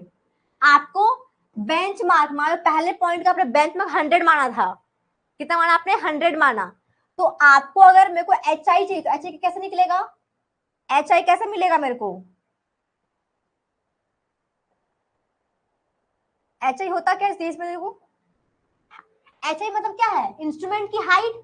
तो हाइट आप यहां से यहां तक की हाइट को नहीं बोलते हो, जो आपका बेंच मार्क का जो भी आरएल था ना, बेंच मार्क का जो भी आरएल था उसमें आप इस बैक साइड को ऐड करते हैं, तो आपको ये एच आई मिलता है। एच आई कैसे मिलता है आपको, एच आई जो भी आपका आरएल था कहां पे, इस बेंच मार्क पे, आरएल कहाँ का, इस बेंच मार्क जो भी आपका आरएल था प्लस आपने क्या कर दिया, इस बैक साइड को आपने ऐड कर दिया, तो आपको एच मतलब कि हाइट ऑफ इंस्ट्रूमेंट मिल गया। क्या मिल गया, हाइट ऑफ इंस्ट्रूमेंट।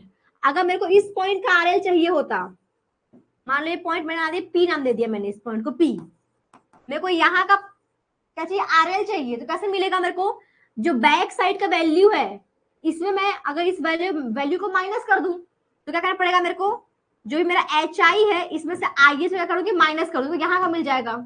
अगर मान लो एफ एस यहाँ का निकाल कोई पॉइंट क्यू, तभी मेरे को एच आई में से एफ एस क्या करना पड़ेगा, माइनस करना पड़ेगा। यहां तक में इसको माइनस कर तो ये वाला पॉइंट मिलेगा मेरे को।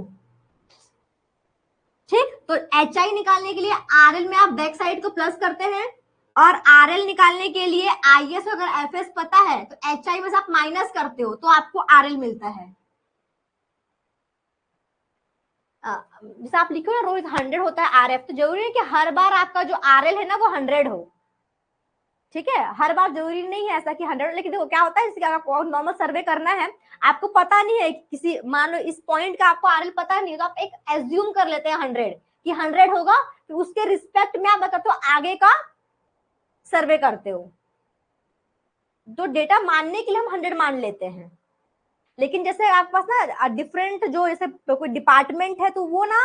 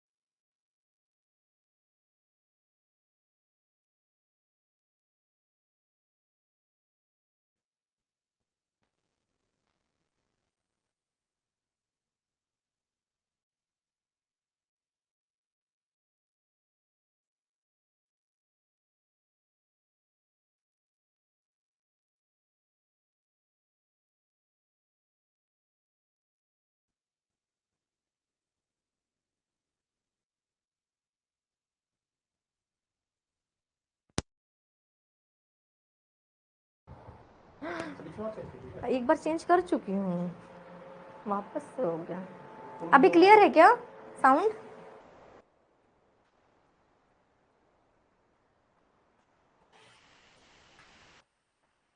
हाँ चलिए, हाँ ठीक है, चलो उस वाले क्वेश्चन पे आते हैं। हाँ ये ठीक, तो ये आपको मान लो ये आपको 100 पता हुआ था पहले से, तो अगर मेरे को यहाँ पे निकालना है एच आई, तो एच आई कैसे मिलेगा मेरे को, अब मान लो पता नहीं होता मेरे को यार वैल्यू, तो कैसे निकालते हैं हम लोग, R L plus back side करते, क्या करते पहले निकालने के लिए H I, R L plus back side करते, आर एल कितना है आपका 100, अब बैक साइड कितना होगा 0.75, तो कितना आता है आपका ये 100.75 आता, देखो आ गया।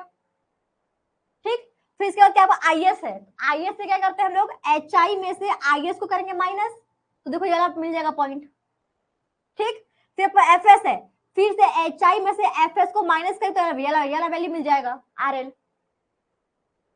ठीक, अब फिर बैक साइड है, तो आर एल में से अगर बैक साइड को प्लस करोगे तो मिल जाएगा ये वाला वैल्यू।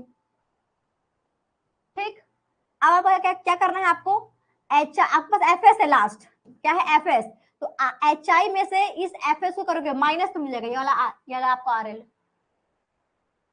तो आपको अगर मान लो इस वाले लास्ट पॉइंट का बोलता आर एल निकाल, तो आप यहाँ से आके सॉल्व कर देते हैं। तो एक तरीका ये है,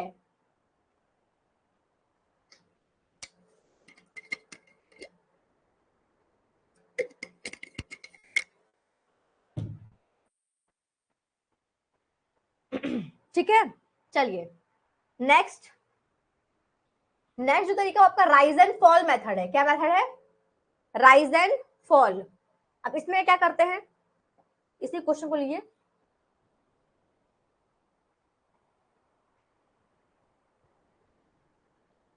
एक ये तरीका है, फाइंड करने का। इसमें क्या होता है,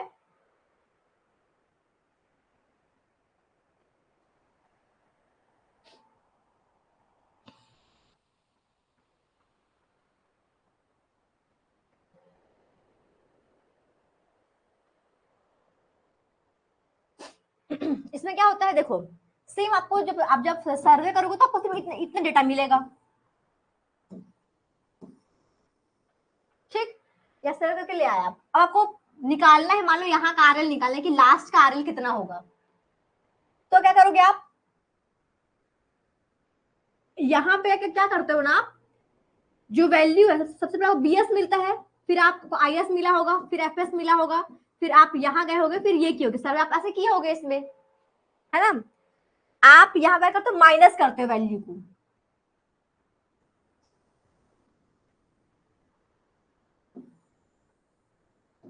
ये आप ऐसे माइनस करते हैं, ऐसे माइनस किए, ऐसे माइनस किए और ऐसे माइनस किए, मतलब ऊपर से नीचे, ऊपर खत्म हो गया, फिर यहाँ से यहाँ, आप इधर से इधर माइनस नहीं करते हो, ऊपर से नीचे, ऊपर से नीचे खत्म हो गया, फिर ऊपर से नीचे आओगे आप पहले माइनस किए 0.75 माइनस किए 1.15, तो कितना आ रहा है वैल्यू, ये मिल रहा होगा -0.4 मिल रहा होगा, मिल रहा है क्या नेगेटिव में -0.4। अगर पॉजिटिव में वैल्यू आता तो आप राइज में लिखते, नेगेटिव में आएगा वैल्यू तो आप फॉल में लिखोगे, नेगेटिव में आया ना तो आप फॉल में लिखोगे, पहले वाले पॉइंट को छोड़ देते हो, दूसरे पॉइंट में कितना आएगा 0.4 आ गया दूसरे वाले में, फर्स्ट जब आप छोड़ देते हैं इसमें, ठीक। अब फिर किया आप 1.15 माइनस 1.75 कितना, ये भी नेगेटिव में आ रहा है 0.6, तो यहाँ पे लिखा जाएगा 0.6, फिर आपने माइनस किया 1.25 माइनस में किया 1.7, तो वैल्यू मिल रहा है माइनस में 0.45, ये माइनस में आ गया तो वापस यहाँ पे आ जाएगा 0.45, प्लस में आएगा तो यहाँ लिखना, नेगेटिव में आएगा तो यहाँ लिखना, क्लियर है यहाँ तक। चलिए नेक्स्ट, अब आपको क्या करना है, आरएल निकालना है, अगर वैल्यू अगर राइज में होता तो आप इस वाले में प्लस करते इसको, यहाँ तो कुछ है ही नहीं, आप यहाँ पे जो वैल्यू फॉल में है तो क्या करना पड़ेगा यहाँ के लिए 100 माइनस 0.4, तो कितना जाएगा ये 99.6, फिर फॉल में वैल्यू तो 99.6 माइनस 0.6, तो कितना जाएगा ये 99, फिर 99 माइनस 0.45, फिर जो फॉल में वैल्यू होती है 98.55 आ गया आरएल, क्लियर है क्या। तो ऐसे करते हैं इसमें,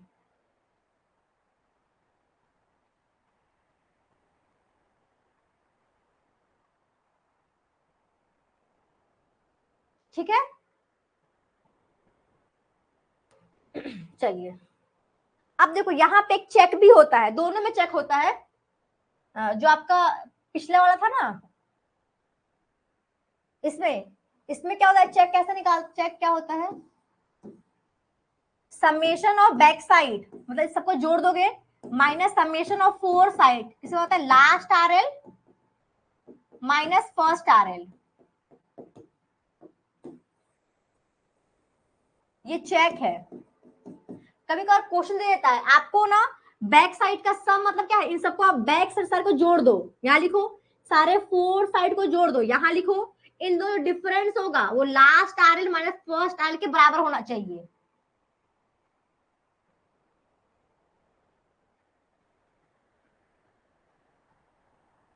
मैम सब तो फॉल ही किए, फिर बीएस क्यों लिया, बस क्यों लिया, रोहित अब क्या आप पूछ रहे हो, नहीं समझ आया मेरे को, जरूरी नहीं है उस क्वेश्चन में आ गया सारा कुछ फॉल में, फॉल में आ गया है तो राइज भी आ सकता है, ऐसा नहीं है कि राइज नहीं आता है, राइज भी पॉजिटिव में आएगा तो आपका राइज होगा, ठीक है। इस बार ये क्वेश्चन ऐसा है कि सारा कुछ फॉल में आ गया वैल्यू आपका, ठीक, ये आप चेक ध्यान देंगे, ठीक। चलो नेक्स्ट, अगर हम इसकी चेक की बात करें, इसमें तो इसमें क्या होता है, summation of BS minus summation of FS equal to summation of rise minus summation of fall, equal to summation of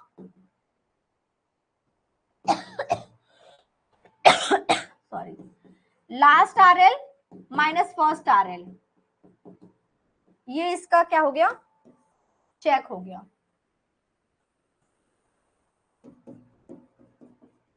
check important है, बहुत बार ना चेक से भी क्वेश्चन पूछ लेता है ना, ध्यान देंगे। क्लियर है? तो राइज एंड फॉल से भी आप बना सकते हैं, HI से भी आप RL निकाल सकते हैं, आपको जो इजी लगे। एक सिंपल सा क्वेश्चन देखिए इसको, क्या बोला इसमें, the elevation of a bench mark is 100। आपको कहीं का एलिवेशन बोल रहा है कि वहां का जो बेंच मार्क है वो 100 है। Back side taken staff held vertical, staff कैसी है, वर्टिकल है ना, वर्टिकल रख के आपने बैक साइड लिया, वैल्यू को 2.3 मिलता है। If the fore side taken as a point A is 2.45, the RL of A is, तो ए का RL कितना होगा। देखो बहुत सिंपल सा क्वेश्चन है ये।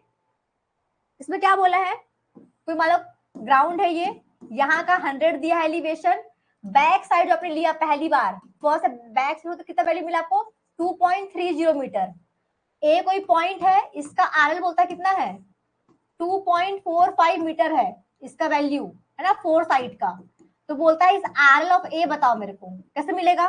सबसे पहले आप HI निकालेंगे। HI क्या होता है आपका, बेंच मार्क प्लस आपका बैक साइड, इंस्ट्रूमेंट की हाइट। HI मतलब ग्राउंड से नहीं होता हुआ, जो आपका डेटम होगा ना, मीन सी लेवल, यहां से इसकी हाइट को HI बोलते हैं।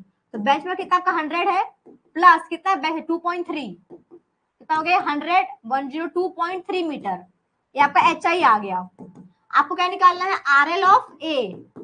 यहां तक आप येलो तक पहुंच चुके हो, यहां तक पहुंच चुके हो, आपको ये माइनस करना है, कितना हो जाएगा आपका HI माइनस FS, कितना है आपका 102.3 माइनस ये है 2.45, कर दीजिए। एक आया बताओ कितना आ जाएगा।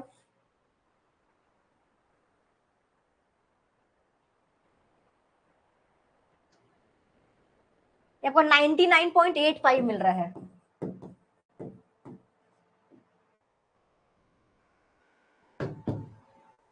हाँ बी ठीक है। क्लियर, चलिए सिंपल क्वेश्चन था ये। एक क्वेश्चन और है, देखिए इसमें क्वेश्चन में आप ये ध्यान देंगे ना कि स्टाफ आपका वर्टिकल है या फिर इनवर्टेड है। वर्टिकल मतलब होता है ग्राउंड में आपने रखा अपने स्टाफ को, यहाँ पे 0 है ये, तो ये आपका स्टाफ हेल्ड वर्टिकल का है। इन्वर्टेड कभी कभार बोलता है तो उसमें क्या करते हैं ना, उल्टा करते हैं, स्टाफ को ग्राउंड में रखा, आपने ऐसा उल्टा रखा है स्टाफ को। मान लो कोई आपका ये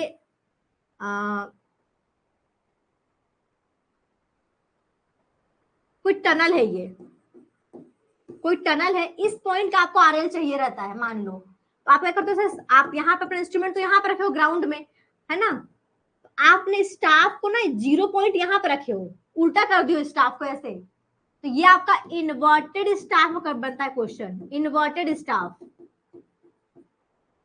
उल्टा आपने स्टाफ रखा है, इन्वर्ट कर दिया।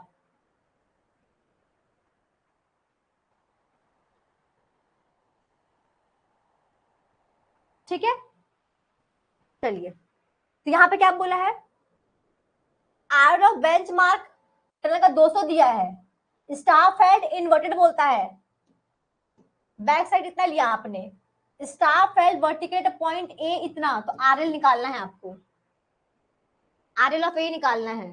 क्वेश्चन नहीं दिख रहा,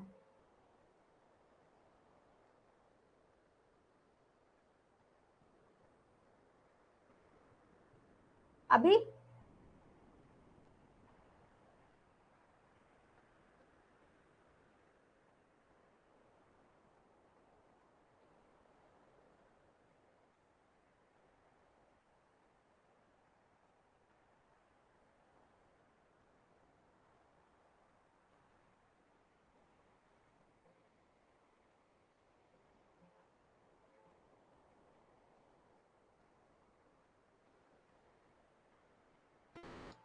देखो एक टनल ही है,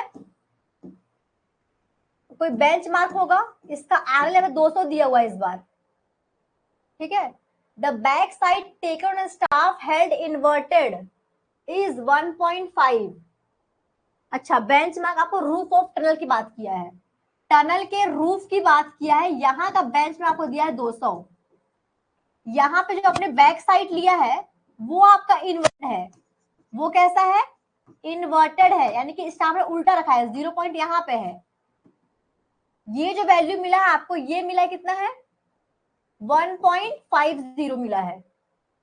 और जो दूसरा पॉइंट ए है वो आपका नॉर्मल स्टाफ है वर्टिकल, यहाँ पे इंटर नहीं लिखा हुआ है, वो 2.5, मतलब यहाँ कहीं पॉइंट होगा ए, ये आपका नॉर्मल है 2.5। आपको यहाँ का आरएल निकालना है। इस बार जो आपका एच आई हो कैसे मिलेगा आपको? एच आई जब भी इन्वर्टेड बोलेगा तो को माइनस साइन लगाना है।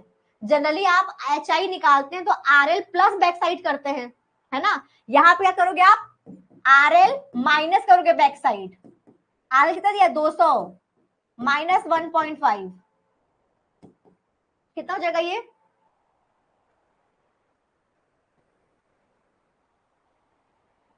198.5।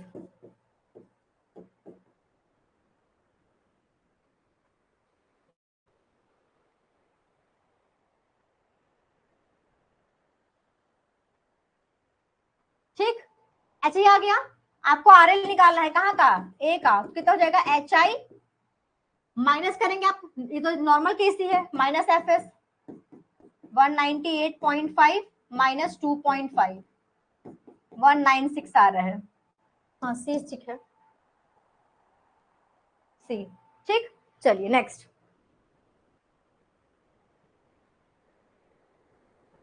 अब देखो एक टर्म यहाँ पे आया, correction due to earth curvature and refraction. देखो अभी तक जो भी आपने सर्वे किया ना यहाँ पे, ये कैसा आपने माना है सब कुछ प्लेन है, पर आपका जो ग्राउंड है वो प्लेन ना होके कैसा है? ऐसा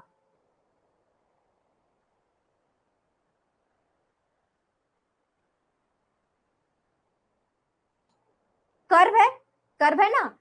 जब सर्वे कर रहे हैं आप ये, तो आपको ऐसा लग रहा है कि ग्राउंड हम सर्वे कर रहे हैं, ये लाइन भी हॉरिजॉन्टल लाइन ये निकल रही है आपकी लेवल लाइन, है ना। लेकिन एक्चुअल में जो आपका सरफेस है वो ऐसा ना हो, कैसा है? ये ऐसा ग्राउंड है आपका, तो आपको जो करना चाहिए ये वाला करना चाहिए वैल्यू, लेकिन आप करते कौन सा है? ये येलो वाला। तो जितना आप पास रखे अपने इंस्ट्रूमेंट को, तो आपको ये जो एरर उतना कम है, लेकिन जितना आप आगे बढ़ते जा रहे हैं, ये जो एरर की वैल्यू क्या होती है? बढ़ती जा रही है, बढ़ रहा है ना वैल्यू, ठीक। तो इसी एरर को आप क्या बोलते हैं? आपके कर्वेचर और रिफ्रैक्शन की वजह से जो करेक्शन है, ये हमको अपने वैल्यू में अप्लाई करना पड़ता है। इनवर्टेड स्टाफ, देखो इनवर्टेड स्टाफ क्या होता है ना, अगर जनरली हम लोग क्या करते हैं ग्राउंड में, जब सर्वे कर रहे हैं, तो ग्राउंड में अपने स्टाफ का आप ऐसे रखते हो, मतलब जो 0 पॉइंट है वो यहाँ पे है, आप ऐसे रखे हो, ऐसे, ठीक। अब मान लो ये कमरा है, ठीक है, मान लो ये कमरा है। अब मेरे को वो टॉप वाले पॉइंट का मेरे को वैल्यू चाहिए, वहां का मेरे को आरएल पता है। जब टनल वगैरह होती है ना माइंस में टनल, तो उसमें आप टनल में आप इंस्ट्रूमेंट तो ग्राउंड में ही रखे हो, लेकिन मान लो इस पॉइंट का आपको आरएल पता था, ठीक। आपका फर्स्ट पॉइंट ये है, आपको अब इस पॉइंट के रिस्पेक्ट में आपका कहते ना स्टाफ को ग्राउंड, भाई ग्राउंड का तो आपका 4 मीटर ही हाइट है, सर तो है नहीं, मान लो और वैल्यू बहुत लंबा है, तो आप क्या करते हो ना, स्टाफ को उल्टा कर देते हो। 0 पॉइंट को आपने स्टाफ यहाँ रखा, यहाँ पर 0 पॉइंट है, 0 फिर ऐसा ऐसा स्केल आगे बढ़ रहा है ऐसे करके आपका जो स्टाफ है, तो ऐसे कंडीशन को बोलते हैं इन्वर्टेड स्टाफ। इन्वर्टेड स्टाफ उल्टा, 0 ग्राउंड में ना होके ऊपर है ऐसा, आप इसको आप सर्वे कर रहे हैं, ये आप पढ़ रहे हो, तो जो ऑब्जर्वर होता है यहाँ पे खड़ा है, वो यहाँ से वैल्यू को पढ़ रहा है, इस वाले वैल्यू को जो उसको दिख रहा होगा, ठीक है। अगर आप ऐसे रखे हो तो ये आपका इन्वर्टेड स्टाफ है, उल्टा। चलो अब जो कर्वेचर और जो रिफ्रैक्शन है, तो थोड़ा सा इसका जो फॉर्मूला है उसको मैं पूरा डिराइव नहीं कर रही हूँ, लेकिन ना कभी कभार जो क्वेश्चन है ना, आपको इसका रेडियस ऑफ अर्थ दे देता है, वहां से भी क्वेश्चन पूछते, तो मैं थोड़ा बता देती हूँ आप लोगों को। देखो जो आपका जो सी होता है यहाँ पे करेक्शन ड्यू टू कर्वेचर की बात कर रहे हैं, कर्वेचर की, ये फॉर्मूला होता है आपका d² बाई 2r के बराबर आता है ये, ठीक है। और जो आपका सी आर होता है रिफ्रैक्शन होता है 1/7 होता है, मतलब कि 1/7 टाइम ऑफ सी होता है। तो यहाँ से 1/7 हम करें सी का d²/2r का, ठीक। अगर इसका वैल्यू हम सॉल्व करें, डी अगर हम आर का वैल्यू को रखें, रेडियस ऑफ अर्थ के वैल्यू को रखें और उसको सॉल्व करें तो वैल्यू मिलता है आपको 0.07849 डी ऑफ स्क्वायर नेगेटिव में, ठीक। और जो रिफ्रैक्शन मिलता है आपको ये मिलता है प्लस ऑफ 0.01121 डी स्क्वायर, ठीक। चलिए अगर हम कंबाइंड की बात करें तो C प्लस C करेंगे, कर्वेचर प्लस रिफ्रैक्शन, तो कर्वेचर कितना है आपका माइनस में d² में 2r, और ये CC कितना है आपका 1/7 टाइम्स ऑफ किसका d²/2r का, ठीक। इसको जब सॉल्व करेंगे दोनों में से d²/2r कॉमन हो गया, अंदर क्या बचा -1 प्लस 1/7 ये बचा। इसको आप और सॉल्व करें तो वैल्यू मिलेगा आपको d²/2r इंटू में 6/7 माइनस में, ये आपको कंबाइंड करेक्शन का वैल्यू मिला, ठीक। इसको आप और में ऐसे बोल सकते हैं -6d² में 14r। तो कभी कभार एक पूछ सकता है कंबाइंड करेक्शन डी और आर के रिस्पेक्ट में कितना होगा, और कभी कभार क्वेश्चन में अगर डी आपको दिया है आर दिया है बोल रहा है कि कंबाइंड निकालो, तो आप यहां से निकाल सकते हैं। तो इसको नोट डाउन कर लेंगे थोड़ा सा ना, C d²/2r होता है, रिफ्रैक्शन 1/7 टाइम्स होता है किसका C का यानी कर्वेचर का। कंबाइंड की बात करें तो 6d²/14r आता है, जहां d आपका डिस्टेंस है किलोमीटर में और r आपका रेडियस है, रेडियस किसका आपके अर्थ का, क्लियर।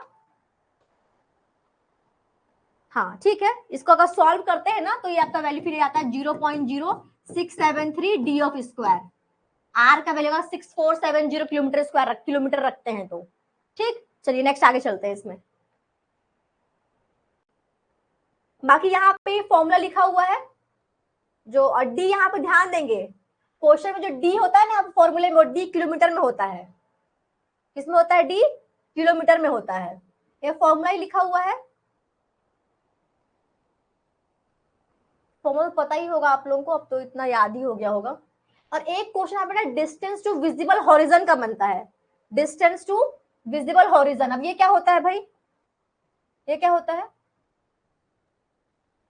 जनरली इसमें सेलर वाला क्वेश्चन बनता है, सेलर वाला कि मतलब उसको कोई जो सेलर है वो सी में ट्रैवल कर रहा है, कोई लाइट हाउस है यहाँ पे, मान लो कोई लाइट हाउस है, ठीक है, और ये सी में ट्रैवल कर रहा है जो भी आपका ऑब्जर्वर है, तो इसको ये लाइट हाउस अगर ये इसकी हाइट मान लो h कोई है, इसकी हाइट कोई h है, तो ये जो ट्रैवल जो सेलर है यहाँ पे इसको कितने दूरी से ये लाइट हाउस दिख जाएगा, तो क्या होता है ना ये कुछ ऐसा डिस्टेंस बनता है ये, तो यहाँ तक की एक डिस्टेंस डी होती है हमारी d1 और ये हमारा d2, इन दोनों को आप ऐड कर देंगे तो आपका ये टोटल डिस्टेंस आ जाएगा, कहाँ से इसको विजिबल हो जाएगा ये हाइट, ये लाइट हाउस, ठीक है। तो डी निकालने के लिए फॉर्मूला है ये, कैसे मिलेगा डी हमको 3.855 अंडर रूट में एच, एच ये हाइट है और ये पुट करो तो डी डिस्टेंस आ जाएगा आपका किलोमीटर में।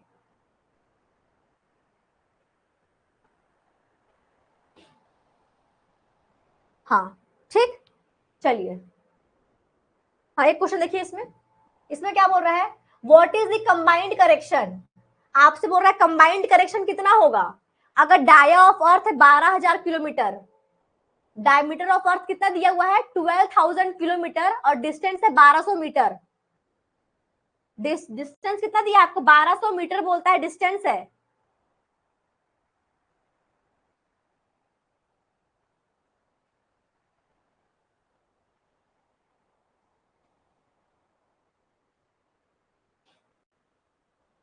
फॉर्मूला क्या होता है कंबाइंड करेक्शन के लिए, सी के क्या होता है फॉर्मूला बताइए आपको, -6d² में 14r, ये था 6d² में 14r, है ना। यहाँ पे डी डिस्टेंस कितना दिया आपको 1200 मीटर दिया हुआ है, रेडियस कितना दिया आपको, रेडियस रेडियस नहीं दिया हमको, डाया दिया है, हमको डायमीटर दिया है, आपके अर्थ का डाया कितना दिया है 12,000 किलोमीटर, तो रेडियस कितना हो जाएगा आपका 6000 किलोमीटर हो जाएगा, 6000 किलोमीटर। पुट कर दो यहाँ पे -6, डी कितना है 1200 मीटर का स्क्वायर, 14 आगे दिया 6000 किलोमीटर, 6000।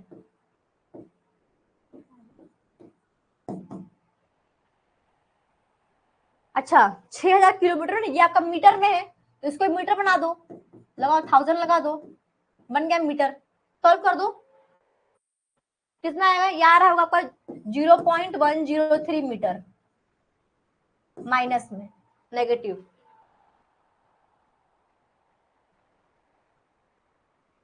तो कभी कभार यहाँ से पूछ लेता है, अगर आपको डायमीटर दे देगा अर्थ का, डिस्टेंस दे देगा और बोलेगा बताओ कर्वेचर टोटल कंबाइंड करेक्शन कितना होगा, तो आप ऐसे बनाएंगे इसको। ठीक है, क्लियर है क्या ये? चलिए बन जाएगा। ये देखो ये भी मेरा क्वेश्चन है, इसको आप लोग सॉल्व कर लेना। स्लेयर वाला भाई आपका डिस्टेंस टू विजिबल हॉरिजन वाला है।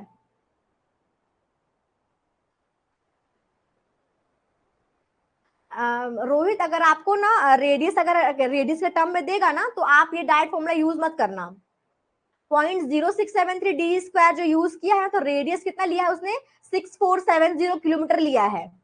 जो ये फॉर्मूला बनाया है ना 0.0673 डी स्क्वायर, तो रेडियस ऑफ अर्थ को उसने कितना माना है। आपका वैसे भी ना जो आपका अर्थ ऐसा गोला नहीं है बिल्कुल। अर्थ अगर ऐसा बिल्कुल गोल होता आपका अर्थ, तब ना इसका रेडियस हर जगह सेम होता। आपका अर्थ कैसा हल्का, आपके अर्थ में क्या है अनइवन है, दिखता नहीं है पर अनइवन है ना आपका अर्थ सरफेस। तो यहाँ पे जो फॉर्मूला बना है 0.0673 डी स्क्वायर वाला, उसमें आपका रेडियस ऑफ अर्थ को वो 6470 किलोमीटर माना है। एवरेज है आपका, ये एवरेज रेडियस। लेकिन आपको तो क्वेश्चन में रेडियस के लिए आपको डायमीटर बोला है ना कि अर्थ का डायमीटर 12000 किलोमीटर है, तो वहां पे आप उस वाले फॉर्मूले से डायरेक्ट बना 0.0673 डी स्क्वायर से नहीं आएगा आंसर, मतलब आएगा पर गलत आ जाएगा वो।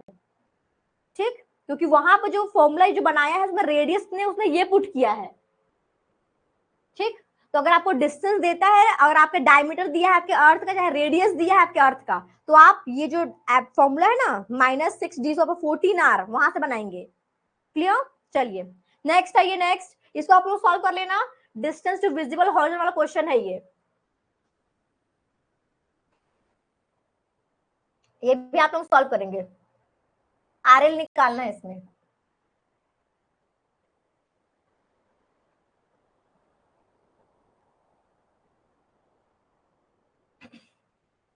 एक क्वेश्चन है देखिए, इसमें क्या बोल रहा है, कुछ पॉइंट्स दिए हुए हैं PQR, स्टाफ की रीडिंग दी हुई है बैक साइड में -2.050, यहाँ दिया है 1.050, फोर्थ में दिया है यहाँ पे 0.950, यहाँ पे माइनस में 1.655, बेंच मार्क का दिया है 200 मीटर यहाँ का बेंच मार्क है।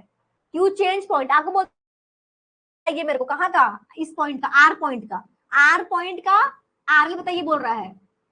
कैसे बताएं, कैसे बताएं, या तो सॉल्व करिए, टेलर बनाइए, चाहे राइज एंड फॉल से करो, चाहे आपके किससे करो, राइज एंड फॉल से करो, चाहे आपका एचए मेथड से करो, या एक और चेक कर सकते हैं। यहाँ पे आपके पास बैक साइड है, आपके पास फोर साइड है, आपके पास पहला आरएल है, आपको लास्ट आरएल निकालना है। कैसे निकालोगे, समेशन निकालिए बैक साइड का, समेशन निकालिए फोर साइड का, निकालो सम कितना आ जाएगा। साइन है माइनस, मतलब यहाँ पे क्या है इन्वर्टेड स्टाफ है, ये यहाँ पे मान लीजिए इन्वर्टेड है ये, तो जो साइन है ले लेना उसको 2 पॉइंट माइनस में कितना है -2.050 प्लस 1.050 कितना जाएगा, ये माइनस में 1 आ रहा है, 4 के साइन साथ 0.95 -1.655 -1.655, ये आ रहा है 0.705, ये भी माइनस में आ रहा है। ठीक, फॉर्मूला चेक क्या बनता है, summation of BS summation of FS last RL minus first RL -1 -4 कितना है -0. लास्ट RL निकालना है हमको, ये तो फाइंड ही करना है। फर्स्ट कितना है 200 है, सॉल्व करिए इसको।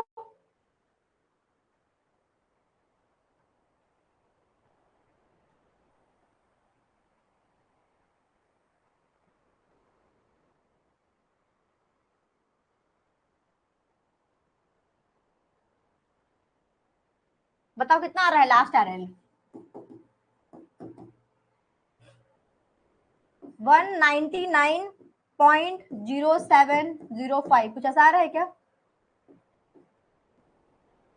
3 डेसिमल तक बोल सकता बताने के लिए, तो 0.70 हो जाएगा।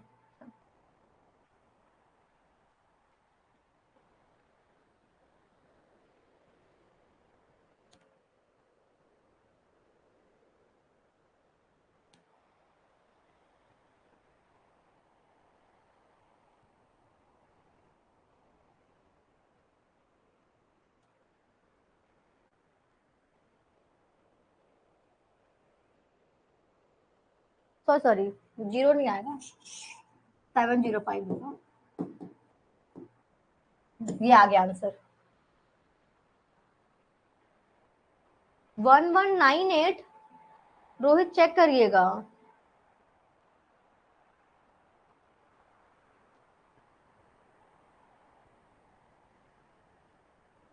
वन 199.705 आ रहा है।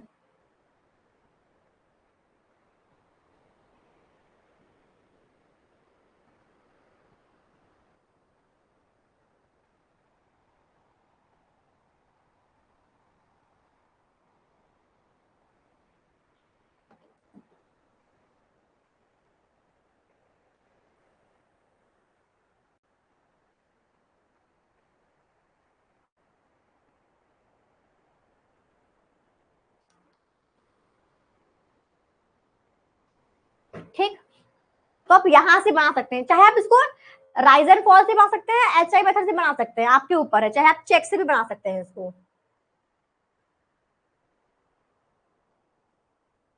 एक ये क्वेश्चन है, इसको थोड़ा देखिएगा, इसको बनाने की कोशिश करिएगा।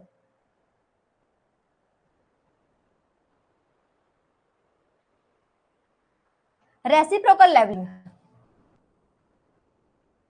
अब ये क्या होता है भाई रेसिप्रोकल लेवलिंग?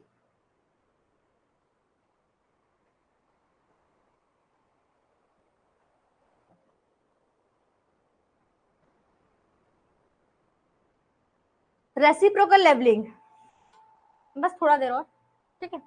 रेसिप्रोकल लेवलिंग क्या होता है?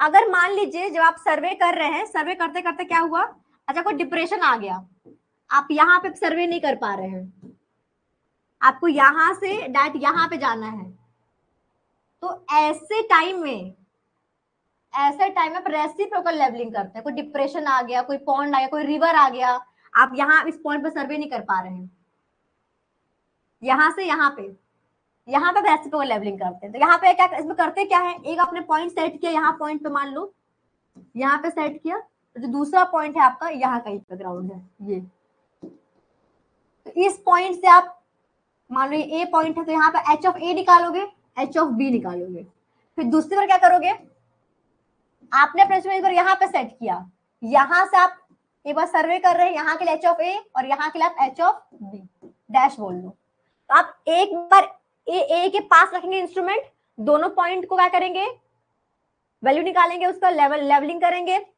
हाइट फाइंड करेंगे, बी के पास सेट करेंगे इंस्ट्रूमेंट, बी के पास साइड लेंगे और एक ए के पास साइड लेंगे, ठीक।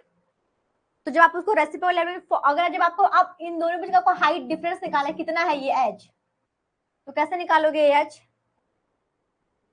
और ये क्या एलिमिनेट करता है, जो आपका अर्थ के कर्वेचर रिफ्रैक्शन के कारण जो एयर आ रहा था ना, उसको ये रेसिप्रोकल लेवलिंग नेग्लेक्ट कर देता है। अगर हम इसके फॉर्मूला की बात करें, अगर मेरे को एच ऑफ एच निकालना है, तो H of A minus H of B plus H of A dash minus H of B dash divide का इसका स्क्वायर, एवरेज कर देते हो आप, आपने ए पे जो रीडिंग लिया और बी का, इन दोनों का डिफरेंस, ए डैश और बी डैश का डिफरेंस डिवाइड बाई 2, ये आपको एच मिल जाएगा, ठीक।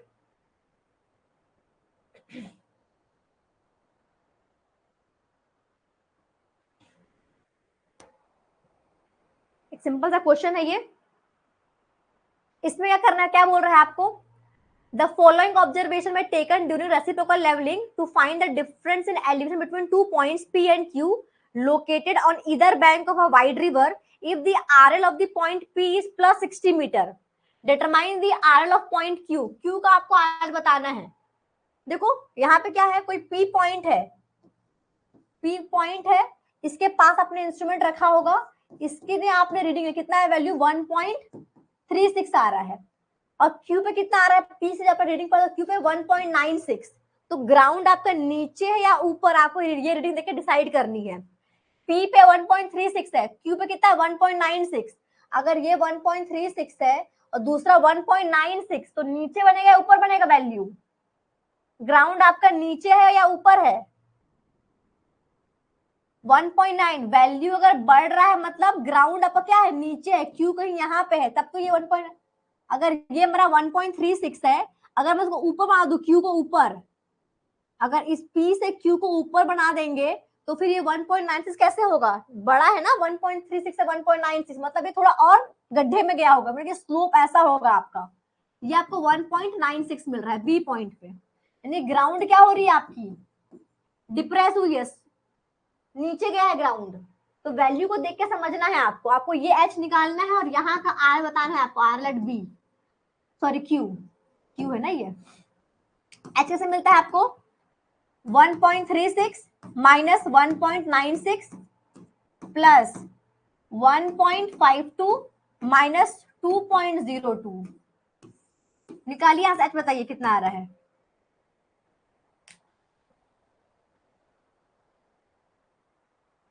ये आपको 0.55 आ रहा है, 0.55, मतलब ये एच 0.55 हुआ। अगर यहाँ का आरएल कितना है बोल रहा था, 60 है, तो आरएल ऑफ क्यू कितना होगा, यहाँ अगर 60 है तो उससे तो नीचे कम ही होगा यहाँ का आरएल। क्या करना पड़ेगा मेरे को, आरएल ऑफ पी में माइनस करना पड़ेगा इस एच को, पी में से एच को करोगे मैथ तो यहाँ पहुंचोगे, तो कितना है 60 माइनस 0.55, कितना जाएगा ये 59.45 मीटर में। ठीक, तो सिंपल क्वेश्चन बोलता है आपके रेसिप्रोकल लेवलिंग में, ये आया हुआ क्वेश्चन है यहाँ पे गेट में। क्लियर है? बस आपको ये ध्यान देना है कि जो पॉइंट जो पी के पास आप रखे हो और जब क्यू को पढ़ दो, क्यू आपका नीचे है या ऊपर है। वैल्यू अगर बढ़ रहा है मतलब नीचे है, अगर छोटा होता तो ऊपर होता, तो आपको फिर ये वैल्यू में प्लस करना पड़ता, जो पी के आरएल में से इस एच को प्लस करता, अगर ऊपर बन रहा होता तो नीचे मतलब ने माइनस किया। क्लियर?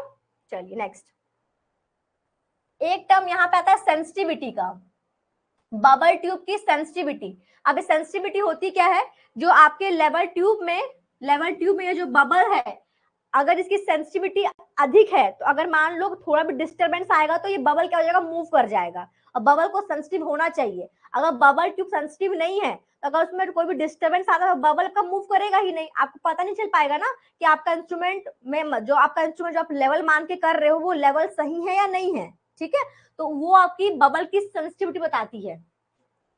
तो यहां से भी ना क्वेश्चन अराइज होता है, थोड़ा थ्योरी आप लोग देख लेंगे इसमें, कब आपका इंक्रीज होता है कब आपका डिक्रीज होता है सेंसिटिविटी। बाकी एक फॉर्मूला होता है यहाँ पे सेंसिटिविटी का, सेंसिटिविटी को हम लोग ना अल्फा से डिनोट करते हैं।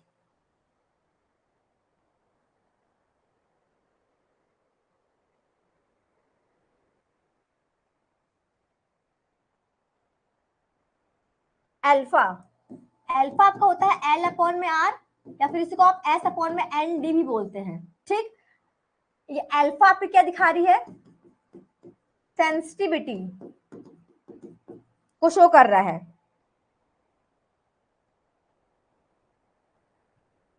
एल आपका क्या है, L length of one division, L क्या है, लेंथ ऑफ वन, एक जो डिवीजन है आपका उसका लेंथ है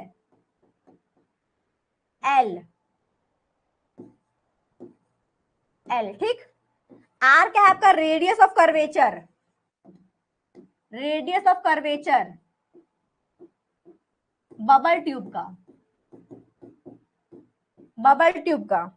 एस क्या है आपका, स्टाफ इंटरसेप्ट,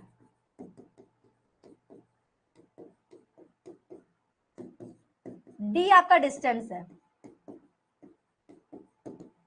मीटर में। ये जो फॉर्मूला है ना, इसमें आपको सेंसिटिविटी रेडियन में मिलती है, लेकिन अगर आपको सेकंड में चाहिए, अगर आपको सेकेंड में चाहिए तो क्या करना पड़ेगा, alpha equal to L upon में आर इंटू में 206265, ये आपको सेकेंड में देगा। या फिर अगर आप एस अपॉन में एन डी इंटू में 206265, तब आपको सेकेंड में मिलेगा। सिंपल फॉर्मूला है alpha equal to L upon में R equal to S upon में एन डी। अगर आपको एल देगा, आर देगा, अल्फा पूछेगा तो आप इस फॉर्मूला को यूज कर लेना। आपको अगर एस देगा, एन देगा, डी देगा, अल्फा पूछेगा तो आप ये वाला फॉर्मूला यूज कर लेना। तो क्वेश्चन देख के समझ में आया कि आपको ये लेना है या फिर ये लेना है। ठीक, क्लियर है? यहां तक क्लियर है क्या? तो ये आपके लेवलिंग का लास्ट टॉपिक था, सेंसिटिविटी। ठीक, इसमें एक क्वेश्चन मैंने यहाँ पे दिया हुआ है, इसको आपको चेक कर लीजिए, उसको सॉल्व कर रहे हो आप लोग। एस निकालना है इसमें, सिंपल सेंसिटिविटी दिया हुआ है, देखो यहाँ पे तो मैं हिंट कर देती हूँ। सेंसिटिविटी यानी कि अल्फा दिया हुआ है आपको 40 सेकेंड, इसका मतलब सेकेंड है 2, यानी कि 40 सेकेंड दिया हुआ है आपको ये फॉर 1 डिवीजन। एन कितना दिया हुआ आपको, 1 दिया हुआ है। स्टाफ डिस्टेंस दिया हुआ है आपको 60 metre. Bubble is out of centre by 2 division.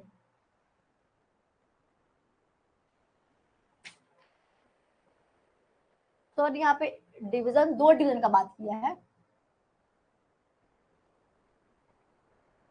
2 division का बात किया है, एन इक्वल टू 2 डिवीजन का बात किया है। आपको एरर इन स्टाफ रीडिंग निकालना है, स्टाफ की रीडिंग निकालनी है, यानी कि आपको एस निकालना है।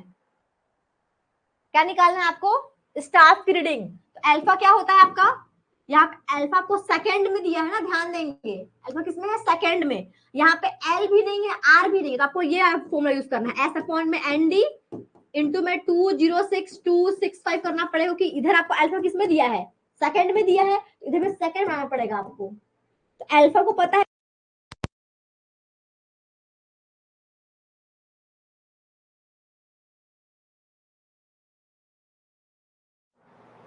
अभी आ रहा है क्या?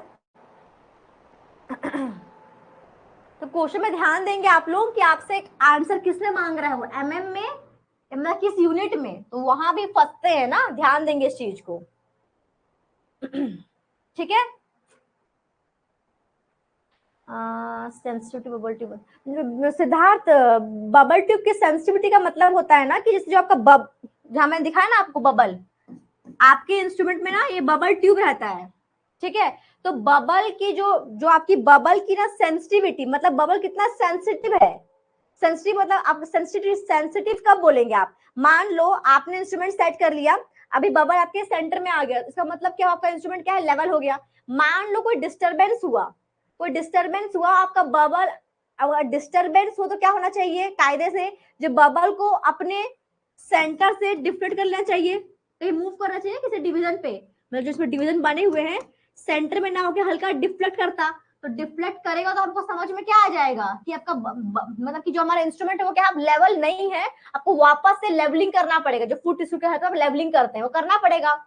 अब आपका बबल सेंसिटिव ही नहीं है तो वो मूव ही नहीं करेगा, तो वहीं पे रहेगा, आपको अभी भी सेंटर में ही दिख रहा है। आप वापस से अपना लेवलिंग चालू कर दिए, तो आपने पूरा रीडिंग पढ़ लिया, तो आपने क्या रीडिंग लिया, आप बबल जब आपका सेंटर में दिखा रहा है, मतलब आपको लगा कि आपका इंस्ट्रूमेंट लेवल है ना, आपने सारा रीडिंग ले लिया आपने, तो आपका अगर डिस्टरबेंस हुआ था आपके इंस्ट्रूमेंट को, अगर बबल की ट्यूब की सेंसिटिविटी हाईयर होती, यानी कि बबल ट्यूब सेंसिटिव होता, तो ये मूव करता। तो बबल की जो सेंसिटिविटी होती है ना, तो वो कितनी होती है, वो कैसे निकालते हैं हम सेंसिटिविटी को, तो उसको हम लोग डिनोट करते हैं अल्फा से। अब अल्फा क्या होता है आपका, जो आपका, आप अल्फा कैसे निकालोगे, तो जो आपका लेंथ है एक डिवीजन का, लेंथ है एक डिवीजन का, डिवाइड बाय जो आपके जो ये आपका जो ये बबल ट्यूब है ना, इसका जो रेडियस कर्वेचर है, इन दोनों के रेशियो से आप इसकी सेंसिटिविटी फाइंड आउट कर सकते हैं। ठीक, या फिर एक और फॉर्मूला है निकालने का, एस अपॉन में एन डी। क्लियर है क्या सिद्धार्थ?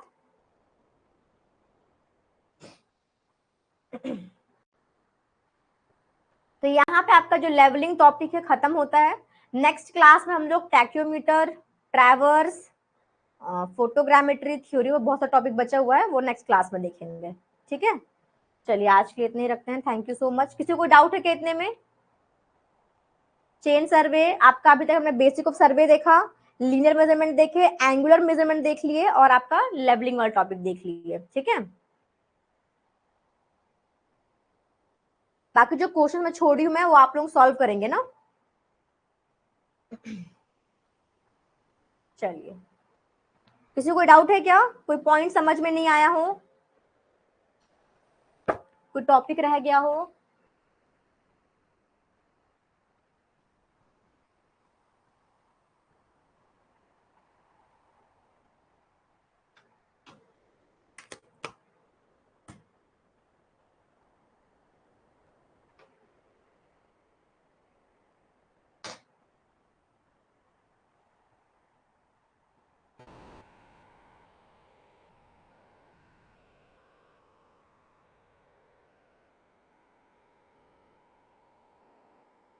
हाँ सिद्धार्थ, वही जो 40 सेकेंड जो दिया हुआ है ना वो एक डिवीजन के लिए दिया हुआ है, लेकिन आपका जो बोल रहा है कि जो बबल है वो कितने डिवीजन आउट है अपने सेंटर से, 2 डिवीजन आउट है। मतलब जो आपका जो बबल है ना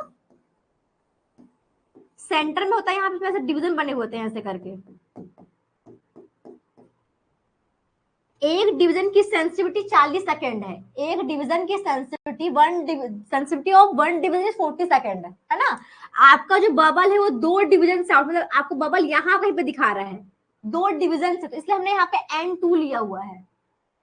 कुछ बोला ना, आउट बाय 2 डिवीजन, एक डिवीजन की 40 सेकेंड दी हुई है आपको, लेकिन आपसे क्वेश्चन में 2 डिवीजन के लिए पूछ रहा है कि बबल आउट ऑफ सेंटर कितने 2 डिवीजन से आउट है ना। इसका डिस्टेंस दिया हुआ है आपका 660 मीटर डिस्टेंस है, 40 सेकेंड आपका उसका सेंसिटिविटी है एक डिवीजन का। आपसे बोल रहा है कि स्टाफ रीडिंग निकालिए, ऐसे यहाँ पे स्टाफ रीडिंग है, ये निकालने के लिए बोल रहा है, ठीक।